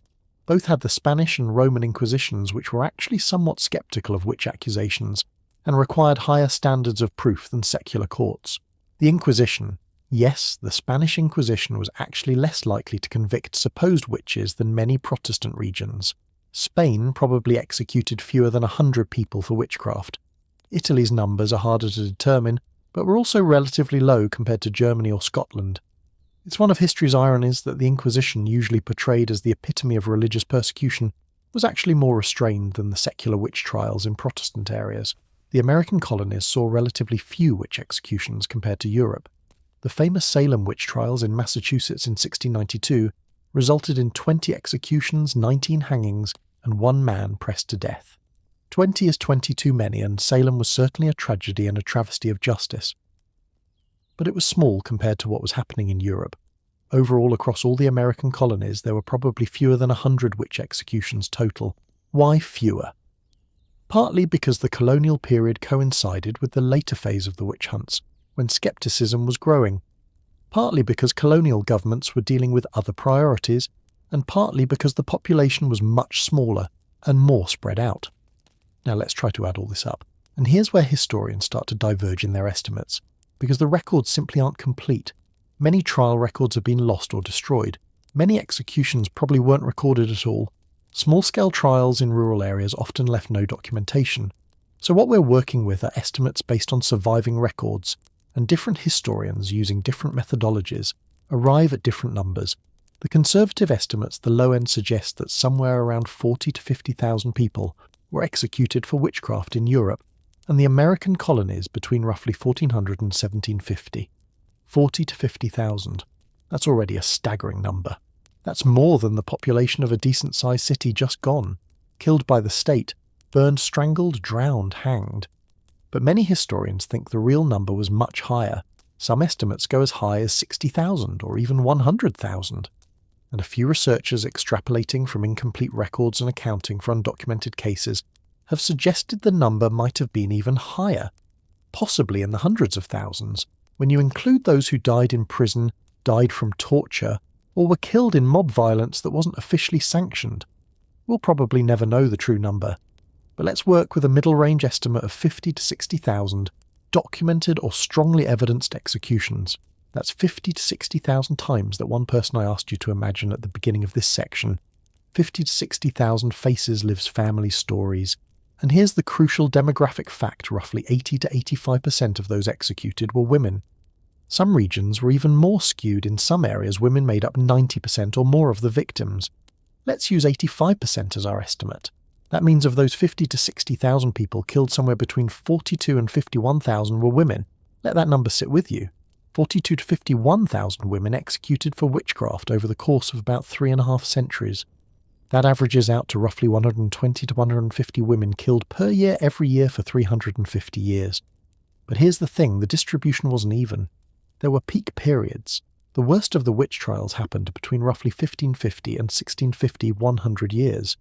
If we assume that maybe 60 to 70% of all executions happened during this century, we're talking about 25 to 35,000 women killed in 100 years. That's 250 to 350 women per year during the peak. That's nearly one woman executed every day. Every single day, somewhere in Europe, a woman was being arrested, accused, tried, tortured, convicted, and executed for witchcraft. Every day for a century. And these numbers only count executions. They don't count the people who died in prison awaiting trial. They don't count the people who died from torture, but weren't officially executed. They don't count the people who were permanently injured by torture, lost their minds, lost the use of their limbs, lived the rest of their lives in pain. They don't count the people who fled into exile and poverty to escape accusation. They don't count the families destroyed, the children orphaned, the communities traumatized. They don't count the suicides. Yes, suicides. There are documented cases of people accused of witchcraft who killed themselves rather than face torture and execution. Can you imagine being so certain of what awaited you that death by your own hand seemed like the better option? And remember who these women were. We've established that a significant number, we can't say exactly what percentage, but a significant number were healers, midwives, wise women. Women with medical knowledge. Women who helped their communities. A study analysing the 142 Scottish healers accused of witchcraft found that 51% were found guilty and 90% of those convicted were executed. Think about the math there. If you were a healer in Scotland and you were accused of witchcraft, you had about a 50-50 chance of being convicted, and if convicted, a 90% chance of being killed. Those are terrifying odds. And it's not just about the individual deaths, as horrific as those are. It's about the cumulative effect. Imagine you're a young woman in the 1600s and you have the gift for healing. Your mother or grandmother starts to teach you about herbs, about childbirth, about tending the sick. But you've seen what happened to the healer in the next village. You've heard the stories about trials and torture. You've watched the smoke rise from the execution pyres. Do you continue learning? Do you practice healing? Or do you hide your knowledge, suppress your gifts, stay quiet and invisible and safe? How many potential healers never fulfilled their potential because fear silenced them before they could even begin? The witch trials didn't just kill the women who were executed. They killed the possibility of women entering the healing professions. They killed the transmission of a knowledge from one generation to the next. They created a chilling effect that lasted for centuries. And here's perhaps the most bitter pill to swallow. Most of these trials, most of these executions happened in the name of Christianity, in the name of protecting society from evil. In the name of godliness and righteousness, the people who accused, tried, tortured, and executed these women genuinely believed or claimed to believe that they were doing God's work, that they were saving souls, that they were protecting their communities from Satan's influence. That's the banality of evil that Hannah Arendt wrote about. It doesn't require monsters. It just requires ordinary people who believe they're doing the right thing, who follow orders, who accept the justifications they're given, who participate in systematic violence because it's sanctioned, official, legal, and supposedly moral. The numbers are so large they risk becoming meaningless. So let me bring it back to human scale one more time. 50,000 people is roughly the capacity of a mid-sized sports stadium. Picture every seat filled. Now picture every single person in that stadium being led away one by one to be tortured and executed. That's what we're talking about. That's the scope of this atrocity. But beyond the sheer number of deaths, beyond the individual tragedies, there's another dimension to this horror that we need to understand. Because this wasn't just random violence or even religiously motivated persecution. This was economic warfare. This was professional elimination. This was a systematic campaign to remove women from medicine and to transfer wealth and power from the people to the institutions. And that's the financial and professional machinery we need to examine next, because following the money reveals motives that religious justifications tried to hide. You know what's interesting?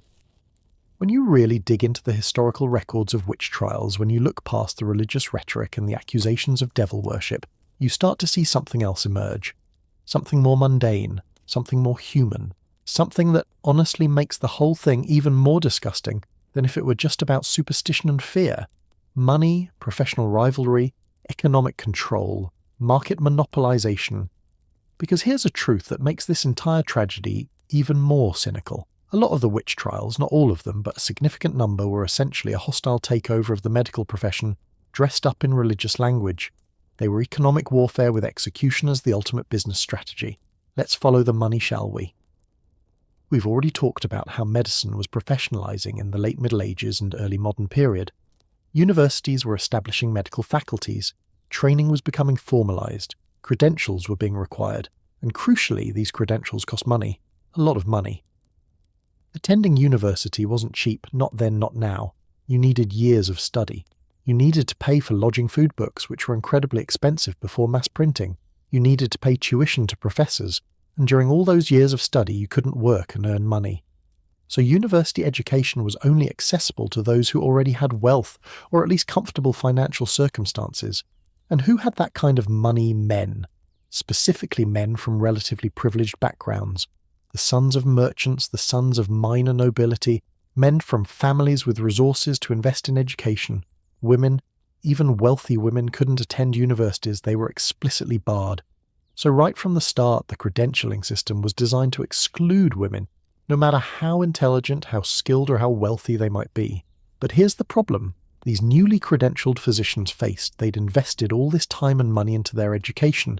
They had these impressive degrees and licenses, and now they wanted to build profitable practices. But the market was already saturated with healers, mostly women who'd been practicing for generations, who were trusted by the community, who provided effective care, and who charged very little or nothing at all. How do you compete with free? Well, you could try to prove that your services are superior. You could demonstrate better outcomes, more successful treatments, higher patient satisfaction. That would be the honest approach.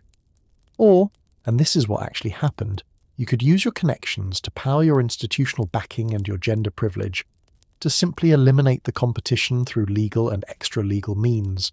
Let's look at some specific examples, because the patterns are remarkably consistent across different countries and different time periods. In England, physicians repeatedly petitioned the government to crack down on unlicensed practitioners.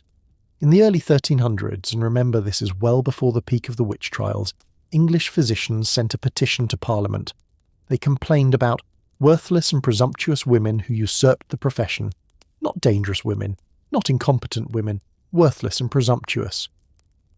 The crime wasn't that these women were harming patients.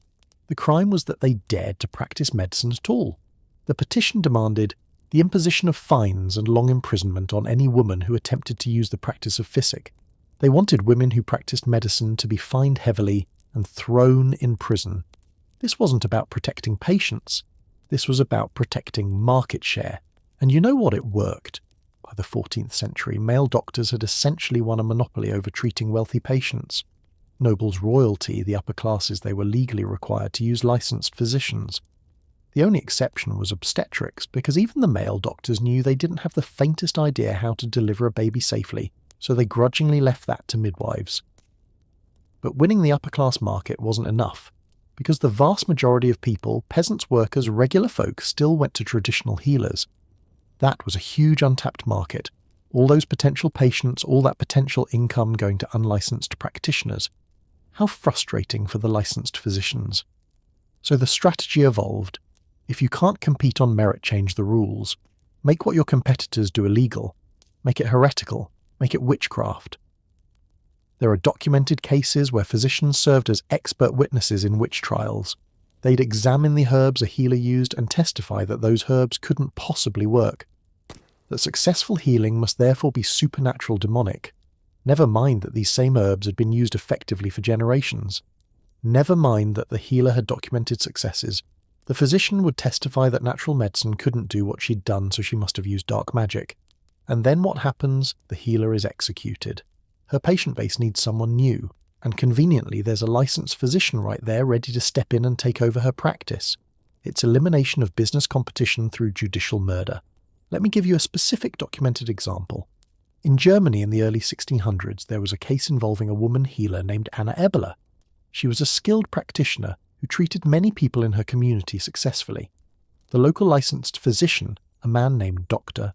Johannes Rauscher, was struggling to build his practice because everyone went to Anna instead. Dr. Rauscher started spreading rumours that Anna's cures were unnatural. He testified at her trial that her remedies couldn't work through natural means. He presented himself as the rational, educated alternative. Anna was eventually convicted and executed. Dr. Rauscher's practice flourished afterward. Coincidence? I don't think so. This pattern repeats over and over. Physicians testifying against healers, healers executed, physicians taking over their practices. It's not even subtle once you start looking for it. And here's another economic angle: property seizure.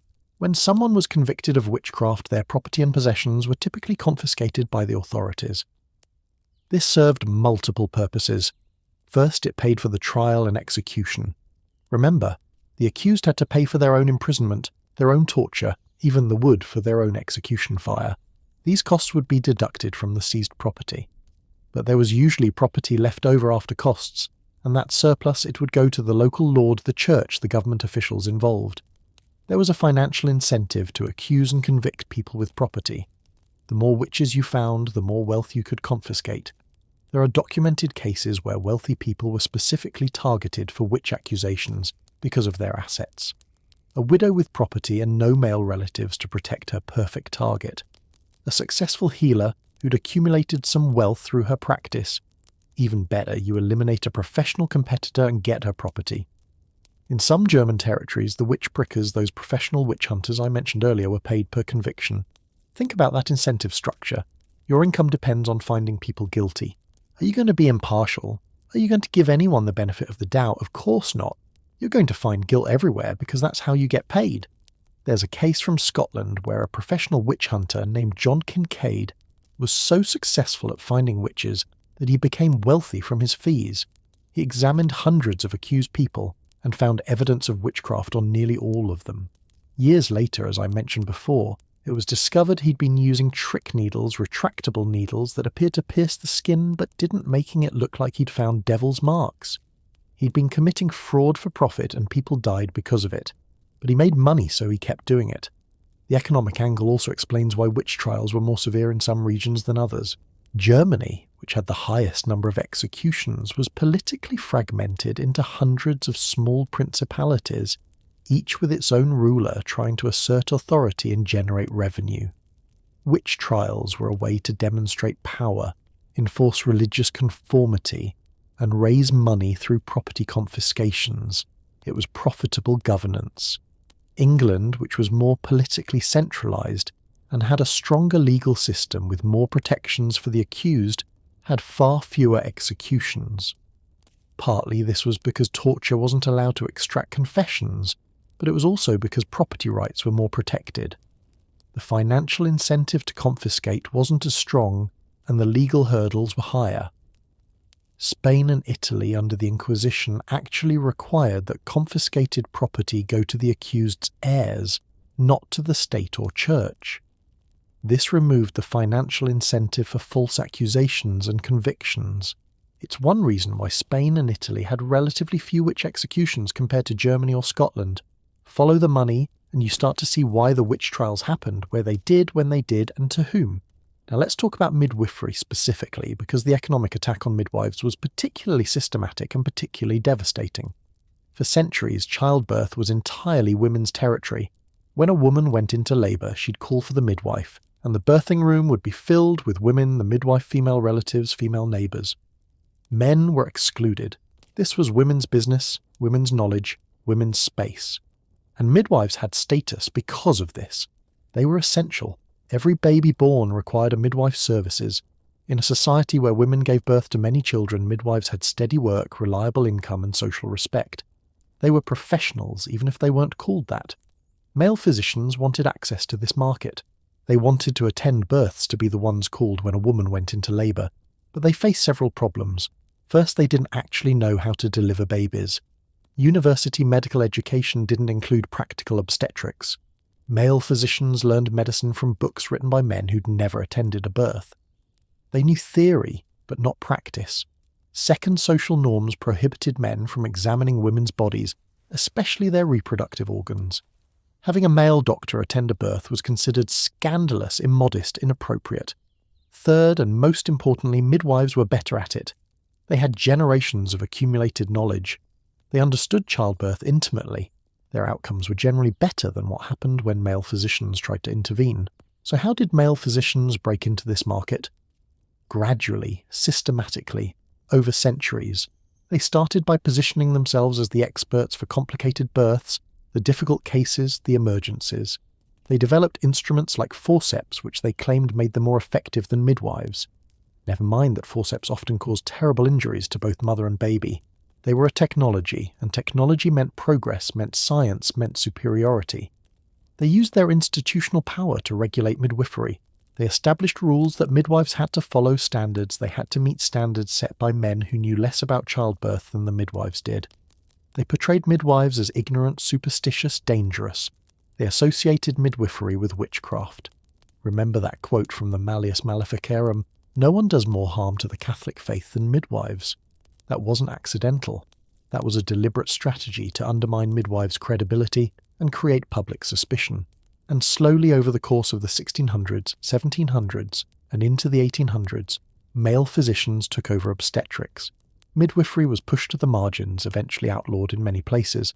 Women were excluded from attending medical schools so they couldn't become licensed obstetricians. The few women's medical schools that were established were systematically defunded and closed. By the early 20th century in the United States, midwifery had almost disappeared.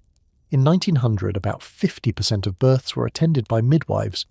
By 1935, that number had dropped to about 15%. By the 1970s, it was less than 1%. And the outcomes? When you actually look at the data, maternal and infant mortality rates didn't improve during this transition. In fact, in some periods they got worse because male physicians were using interventions like forceps and performing unnecessary surgeries, and they didn't have the midwife's expertise in normal uncomplicated births. It wasn't until the late 20th century that home birth midwifery started to make a comeback, that research started acknowledging that midwife-attended births often have better outcomes than physician-attended births for low-risk pregnancies. We're still recovering from the damage done centuries ago. So when we talk about the economic war behind the witch trials, this is what we mean: a systematic campaign to eliminate women from the medical profession, to transfer that professional space and that income to men using whatever tools were necessary: legal prohibition, professional regulation, social stigma, religious persecution, and ultimately execution. It was a hostile takeover that took centuries to complete. And it worked. By the mid-1800s, medicine was almost entirely a male profession. In Europe and America, women who wanted to become doctors faced enormous barriers. The few who succeeded were treated as anomalies, troublemakers, women trying to do men's work. It took the feminist movements of the late 19th and 20th centuries to fight their way back in. Women had to create their own medical schools because the established schools wouldn't admit them. They had to fight for the right to take licensing exams. They had to battle discrimination at every level, and even today, even now in the 21st century, we're still dealing with the legacy. Medicine is still a male-dominated profession. At the top levels, especially in surgery and specialised fields, women doctors still face bias, still get paid less, still have to work twice as hard to be taken half as seriously. The witch trials didn't just kill individual women, they restructured an entire profession. They created institutional barriers that lasted for centuries. They established a pattern of gender discrimination in medicine that we're still trying to overcome. But here's what gives me hope, what makes this story not just a tragedy, but also a call to action. We can trace this history. We can see how it happened. We can understand the mechanisms. And understanding is the first step to making sure it never happens again, to making sure we recognize similar patterns when they start to emerge. Because the legacy of all this persecution, all this economic warfare, all this systematic elimination of women's knowledge and women's power, that legacy is still with us today. And that's what we need to examine next, to see how the echoes of the witch trials still reverberate in modern medicine, modern society, modern attitudes toward women's knowledge and women's bodies. What happened to medicine after the healers were gone? What did the world look like when the smoke cleared, when the trials finally ended, when the last execution pyre burned out? Because the witch trials didn't just kill people, they fundamentally reshaped the landscape of healthcare, of women's roles in society, of how we think about knowledge and expertise. And those changes didn't just affect the 16th or 17th centuries, they're still affecting us today. Let me show you something that should make you angry. In the United States in 1900, women made up about 6% of physicians. 6%. That's after decades of feminist activism, after women fought their way into medical schools, after Elizabeth Blackwell became the first woman to receive a medical degree in America in 1849. 6%. But here's the thing that was actually progress, because 50 years earlier, the number had been essentially zero. Women were completely excluded from formal medical practice in America and most of Europe throughout the 1800s. Think about that timeline. The witch trials mostly ended in the early 1700s. Scotland's Witchcraft Act was repealed in 1736. The last legal execution for witchcraft in Europe was probably in the 1780s. So by 1800, the active persecution had stopped. But the damage had been done. The systems created to exclude women from medicine remained firmly in place. Throughout the 19th century, if a woman wanted to become a doctor, she faced barriers at every level. Medical schools wouldn't admit her. If she somehow got training abroad or through unconventional means, medical societies wouldn't allow her to join. Hospitals wouldn't give her privileges to practice. Many states had laws explicitly prohibiting women from taking medical licensing exams. Women who tried anyway were ridiculed, harassed, sometimes physically attacked. When Elizabeth Blackwell attended lectures at Geneva Medical College in New York, male students threw things at her, made obscene gestures, tried to intimidate her into leaving. When she graduated at the top of her class, the medical establishment was scandalized. Geneva Medical College never admitted another woman. So women did what women have always done. When excluded from institutions, they created their own. Women's medical schools were established in America and Europe in the mid to late 1800s. The Female Medical College of Pennsylvania, founded in 1850. The London School of Medicine for Women, founded in 1874. Similar schools in Boston, Baltimore, Zurich, Paris. These schools provided genuine medical education, often to very high standards.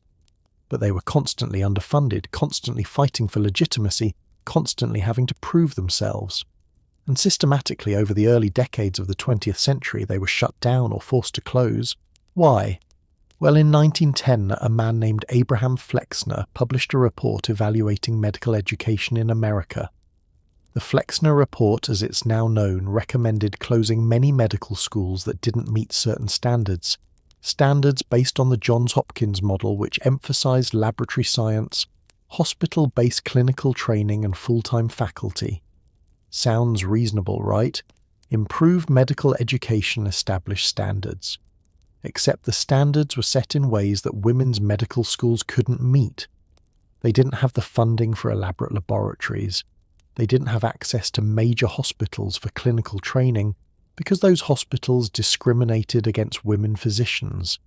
They couldn't afford full-time faculty because they couldn't attract the same level of donations as men's schools. So the women's medical schools were rated poorly, and many were forced to close. The ones that survived had to merge with men's schools, which usually meant women became a small minority in programs that were hostile to their presence. By 1920, most American women's medical schools had closed. The percentage of women in medicine actually decreased in the early 20th century. Let me give you a specific statistic that's genuinely shocking. In 1900, about 5% of American doctors were women. By 1960, 60 years later, after 2 world wars, after women had proven they could do any job men could do, the percentage of women doctors in America had increased to only, wait for it, 6%. In 60 years, it went up 1 percentage point. The percentage didn't start rising significantly until the 1970s and 1980s, when second-wave feminism and anti-discrimination laws began forcing medical schools to admit women in larger numbers. Today, in 2025, about 37% of practicing physicians in the United States are women. That's better, certainly, but it's still not equal, and it took until the 21st century to get even this far. Other countries have done better. In some European nations, women now make up 50% or more of medical students. But we're talking about progress that only happened in the last few decades, recovering from damage done centuries ago. And it's not just about the numbers, it's about specialization. Even today, women physicians are concentrated in certain specialties: pediatrics, obstetrics, and gynecology, family medicine. The high-prestige, high-pay specialties like surgery, orthopedics, and cardiology remain heavily male-dominated. In the United States, only about 22% of surgeons are women. Only about 14% of orthopedic surgeons are women. Why? Because the culture of these specialties is still exclusionary, still unwelcoming to women, still operating on assumptions about who belongs in positions of authority and expertise that were established centuries ago, when medicine was being transformed into a male profession, and women doctors still face discrimination. They're paid less than male doctors for the same work, about 25% less on average. They're promoted more slowly. They're less likely to be given leadership positions. Patients sometimes refuse to see them demanding a real doctor, meaning a male doctor. They face sexual harassment at rates that are frankly appalling. So the legacy of the witch trials, the legacy of systematically excluding women from medicine is still with us. It's in the structures of medical education, in the culture of hospitals, in the assumptions people make about who can be a healer. Now, let's talk about midwifery, because that legacy is even more stark. Remember how I mentioned that in 1900 about 50% of American births were attended by midwives? By 1970, that number had dropped below 1%. 1%. Midwifery had been almost completely eliminated in the United States. This was a deliberate campaign. In the early 1900s, physicians and public health officials began a propaganda campaign against midwives. They claimed midwives were dirty, ignorant, superstitious, dangerous. They published articles and gave speeches about how midwives were killing mothers and babies through their incompetence. Here's the irony when you actually look at the data from that period. Midwife-attended births often had better outcomes than physician-attended births. Midwives had lower rates of maternal death, lower rates of puerperal fever, lower rates of birth injuries. Why? Because midwives generally didn't intervene. Unnecessarily, they didn't use forceps that tore tissues, they didn't bring hospital infections into homes, they supported natural labour rather than trying to speed it up or control it. But data didn't matter. What mattered was professional control and economic interest. Physicians wanted the birth market, and they used their institutional power to get it. By the 1920s and 1930s, many states had essentially outlawed midwifery, or made it so regulated that practicing became impossible. Midwives couldn't get insurance, they couldn't get hospital privileges, they were prosecuted for practicing medicine without a license if they did anything beyond the most minimal care. And what happened to outcomes when physicians took over? Well, the United States developed some of the worst maternal mortality rates in the developed world. Even today, America has higher maternal death rates than most wealthy countries, and the rates are particularly bad for black women who face both gender and racial discrimination in healthcare. It wasn't until the 1970s and 1980s that nurse midwifery started making a comeback, that home birth became an option again for low-risk pregnancies, that research started acknowledging what midwives had known all along, that for most births, which are normal physiological processes, less intervention, and more support lead to better outcomes. Today, according to recent statistics, only about 9 to 10% of US births are attended by midwives. Compare that to countries like the Netherlands, where midwives attend about 75% of births, or the UK, where midwives attend about 60%, or Sweden, where it's about 80%. These countries all have better maternal and infant health outcomes than the United States. We destroyed a profession that worked, replaced it with a system that works less well, and we're still trying to recover centuries later. That's the legacy. And it's not just in medicine. The legacy of the witch trials extends to how society thinks about women's knowledge, women's intuition, and women's ways of knowing. There's a reason why, when a woman says she has a gut feeling about something, she's often dismissed as being emotional or irrational. There's a reason why women's pain is taken less seriously by doctors. There are multiple studies showing that women in emergency rooms wait longer for pain medication than men with the same conditions, that women's symptoms are more likely to be attributed to anxiety or psychological causes. There's a reason why old wives' tales is a dismissive phrase, implying that traditional knowledge passed down among women is worthless superstition, even though many old wives' tales turn out to have basis in fact. There's a reason why women in STEM fields, science, technology, engineering, medicine, still face the assumption that they don't belong, that they're not as capable as men, that their successes must be flukes, or the result of affirmative action rather than merit. All of this traces back in part to the centuries when women's knowledge was systematically devalued, when women's expertise was criminalized, when the wise women were burned and replaced by men with credentials. But here's where the story starts to turn. Because in the last 50 years, there's been a remarkable resurgence of interest in the very things the witch trials tried to destroy. Herbal medicine is experiencing a renaissance. People are studying traditional remedies, testing them scientifically, finding that yes, many of them actually work. The pharmaceutical industry is synthesizing compounds from plants that traditional healers used for centuries. Willow bark becomes aspirin, foxglove becomes digoxin, opium poppy becomes morphine, cannabis becomes CBD and THC treatments. Traditional knowledge is being validated by science. Holistic medicine, mind-body medicine, integrative medicine, these approaches that treat the whole person, rather than just symptoms, that recognize the connection between mental and physical health, that emphasize prevention and wellness, these were the approaches the wise women used, and they're coming back. Midwifery is growing again. More women are choosing midwife-attended births. More states are licensing midwives. The research is clear that for low-risk pregnancies, midwife care leads to excellent outcomes. More women are entering medicine, entering science, reclaiming the spaces they were excluded from. More women are becoming doctors, researchers, professors, healers. The barriers are still there, but they're being dismantled slowly, persistently. And there's a growing recognition of what was lost during the witch trials. Historians are documenting the stories of the accused.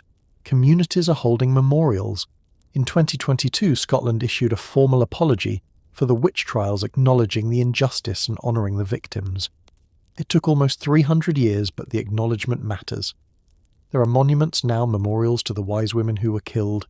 In Germany and Scotland, in England, in Switzerland, there are plaques and statues and commemorations. There are books, documentaries, research projects dedicated to recovering this history. And perhaps most importantly, there's a growing cultural conversation about the value of women's knowledge, the importance of women's voices, the need for women's perspectives in medicine, in science, in all areas of society. We're not all the way back, we haven't fully recovered from what was destroyed. But we're moving in the right direction. We're reconnecting with that chain of knowledge that was broken. We're honouring the women who came before, who held and passed down healing wisdom, who saved lives, who were punished for their gifts. And that brings us to the end of this long dark journey through history. We've witnessed the horror. We've confronted the numbers, we've understood the mechanisms, we've seen the legacy. But what do we do with this knowledge? How do we honour the women who died?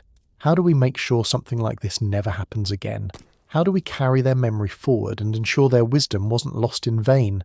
That's where we need to go in these final moments together.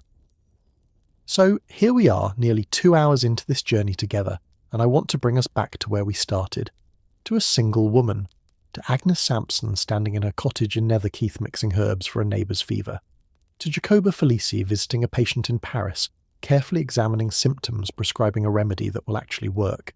To all the unnamed, unremembered women whose stories were lost in the flames, what do we owe them?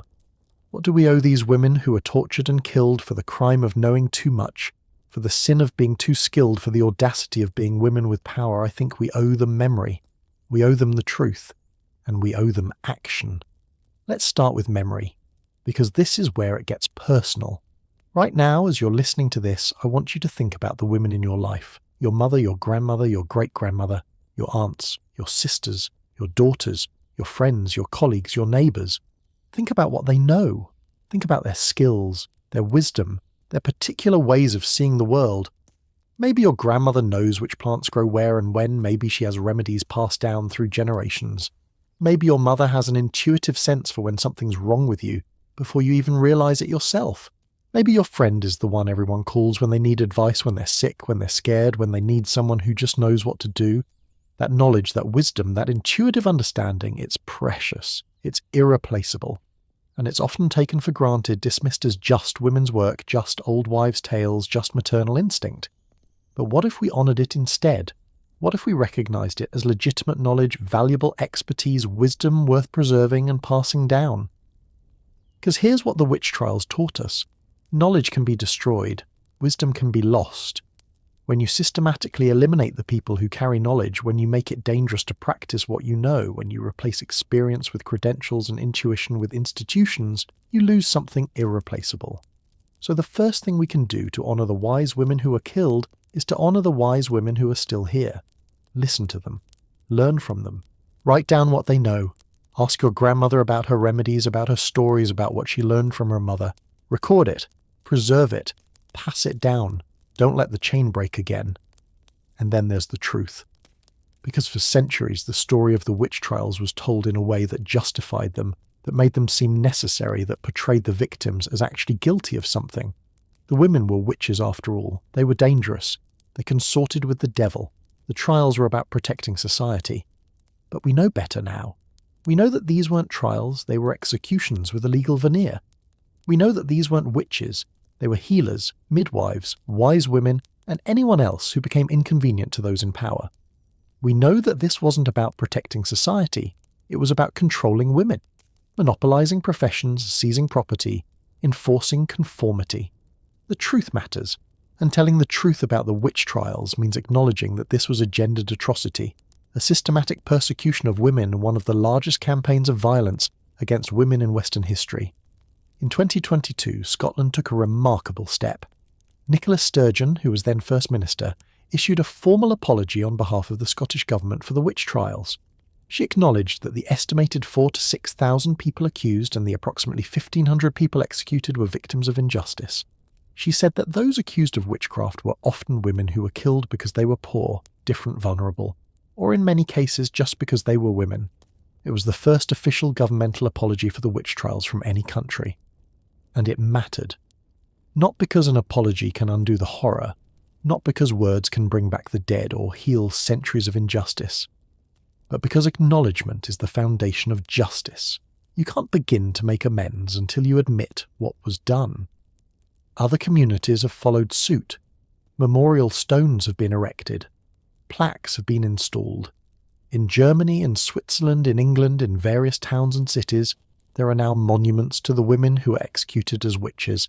Some list names, some show numbers, some simply say, "We remember." There's a memorial in Bamberg, Germany, where hundreds were executed. There's one in North Berwick, Scotland, where Agnes Sampson and the others died. There's one in Salem, Massachusetts. These memorials serve as reminders, as warnings, as acknowledgements that this happened here to real people. But memory and truth aren't enough. We also owe these women action. Because the forces that led to the witch trials, misogyny, fear of women's power, devaluing of women's knowledge, economic exploitation, scapegoating of the vulnerable, those forces didn't disappear when the trials ended. They're still with us. They just take different forms. When women's pain is dismissed by doctors, that's an echo of the witch trials. When women in STEM fields have to work twice as hard to be taken half as seriously, that's an echo of the witch trials. When women's reproductive knowledge and bodily autonomy are controlled by others, that's an echo of the witch trials. When traditional or alternative healing practices are dismissed as quackery without evidence that's an echo of the witch trials. When women are called hysterical, emotional, irrational for expressing knowledge or concerns that's an echo of the witch trials. So what's the action? How do we break these patterns? We support women in medicine, in science, in healing professions. We advocate for equal pay, equal opportunities, equal respect. We believe women when they talk about their symptoms, their pain, their experiences with their own bodies. We value midwifery, holistic medicine, traditional healing knowledge, alongside modern scientific medicine, not as replacements, but as complements. We question systems that exclude people based on gender, race, class, or background, rather than on actual competence.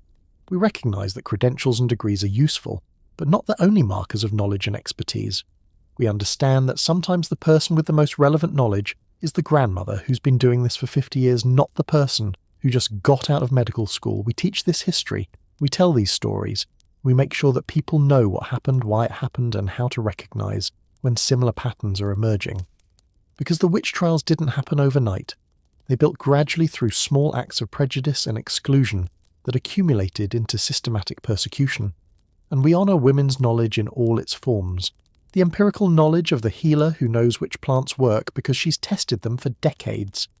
The intuitive knowledge of the mother who knows something's wrong with her child even before symptoms appear. The traditional knowledge passed down through generations of women caring for each other. The academic knowledge of women scientists and doctors who had to fight their way into institutions that didn't want them. All of it is valuable. All of it deserves respect. You know what's beautiful? There's been a cultural shift happening over the last few decades, a reclaiming of the word witch. Women today, especially young women, are calling themselves witches with pride. They're practicing herbalism, studying plant medicine, learning about traditional healing, connecting with older forms of knowledge that the witch trials tried to destroy, and they're doing it with a full awareness of the history. They're not naively playing with crystals and calling it magic. They're deliberately reclaiming a word that was used to destroy women, transforming it into a word that celebrates women's power, women's knowledge, women's autonomy. They're saying you tried to burn the witch out of us, but we're still here. The wise women survived. The knowledge survived, and we're bringing it back. That's not just symbolism. That's active resistance to the legacy of the witch trials. That's rebuilding the chain that was broken. That's refusing to accept that women's ways of knowing are less valuable than male-dominated institutions. And it's working. The growth of herbalism, the resurgence of midwifery, the increasing acceptance of integrative medicine, the growing number of women in medical schools and research labs, all of this represents a recovery, a reclamation, a restoration of what was taken. It's slow, it's incomplete. There's so much work left to do, but it's happening. Let me leave you with one final story because I think it captures both the tragedy and the hope of this entire narrative. In 2019, a group of researchers in Scotland did something remarkable. They took that study we mentioned earlier, the one analysing 142 Scottish healers accused of witchcraft, and they didn't just document what happened to these people. They tried to understand what these healers actually knew and did. And they discovered that many of the practices these accused witches used, the rituals, the treatments, the holistic approaches align remarkably well with modern nursing and midwifery best practices. The emphasis on cleanliness, on routine and ritual to ensure consistency on treating the whole person, rather than just symptoms, on the importance of psychological comfort alongside physical treatment, all of this is taught in nursing schools today. The researchers concluded that these healers weren't practicing superstition. They were practicing early forms of nursing and midwifery. They were medical professionals, and the knowledge they had, the techniques they used, didn't disappear entirely. Some of it survived, was passed down, was eventually validated by modern medical science, and is now taught as standard practice. In other words, the wise women won. Not in their lifetimes, not in time to save themselves from torture and execution. But in the long arc of history their knowledge survived, their methods were vindicated, and their wisdom is being honoured. Agnes Sampson was convicted of successfully healing people. That was her crime. And today we recognise that successful healing is exactly what medical professionals should do. Jacoba Felicia was condemned for being too good at medicine to be explained by natural means. And today we understand that being excellent at medicine is the goal, not evidence of demonic influence. The witch trials tried to destroy women's medical knowledge. They failed. The knowledge survived, hidden, suppressed, marginalized, but never entirely lost, and now it's coming back. So when you think about the 40 to 60,000 people executed, the 40+ thousand women burned and strangled and drowned, don't just think about the tragedy, though it was certainly that. Think also about what they gave us. They gave us knowledge. They gave us courage. They gave us an example of women who refused to stop healing, even when it became dangerous, who practiced their craft, even when it was criminalized, who held on to their wisdom, even when the world called it witchcraft. They were healers who became heretics because healing was too powerful, too valuable, too threatening to those who wanted to control it. But they were healers, first, last, and always. And that legacy, the legacy of the wise women, the midwives, the healers who saved lives, that legacy is stronger than all the persecution, all the trials, all the executions. Their knowledge lives on. Their wisdom endures. Their courage inspires us. And their memory demands that we do better, that we honor women's knowledge, that we create a world where no one is persecuted for the crime of knowing too much or helping too well. We owe them that. We owe it to Agnes Sampson, to Jacoba Felicie, to all the named and unnamed women who died in the flames. We owe it to the women alive today who carry their knowledge forward. We owe it to the girls who will come after us, who should never have to fear that their wisdom will be called witchcraft, that their healing will be called heresy, that their power will make them targets. We owe them memory. We owe them truth. We owe them a world where being a wise woman is honored, not feared. And I think in telling this story and spending these hours together, uncovering this history and refusing to let this be forgotten, I think we're beginning to pay that debt. Thank you for taking this journey with me. Thank you for listening to these stories, for witnessing this history, for caring about these women who lived centuries ago, but whose legacy touches all of us today. This was a heavy story, a dark chapter of history, but it's one that needed to be told. And you honored the wise women by hearing it. If this story moved you, if it changed how you think about history or medicine or women's knowledge or anything else, let me know in the comments. Tell me which part affected you most. Tell me about the wise women in your own life. Tell me how you're going to carry this knowledge forward. And please stay with me for the next journey. Because history is full of untold stories, forgotten voices, truths that have been buried and need to be brought back into the light. I'll be here researching, uncovering, sharing these stories with you. Until then, take care of yourselves, honor the wise women in your life, and remember, knowledge is power. And it's a power that can never truly be destroyed, no matter how hard anyone tries. Good night, my friends, and thank you for remembering with me.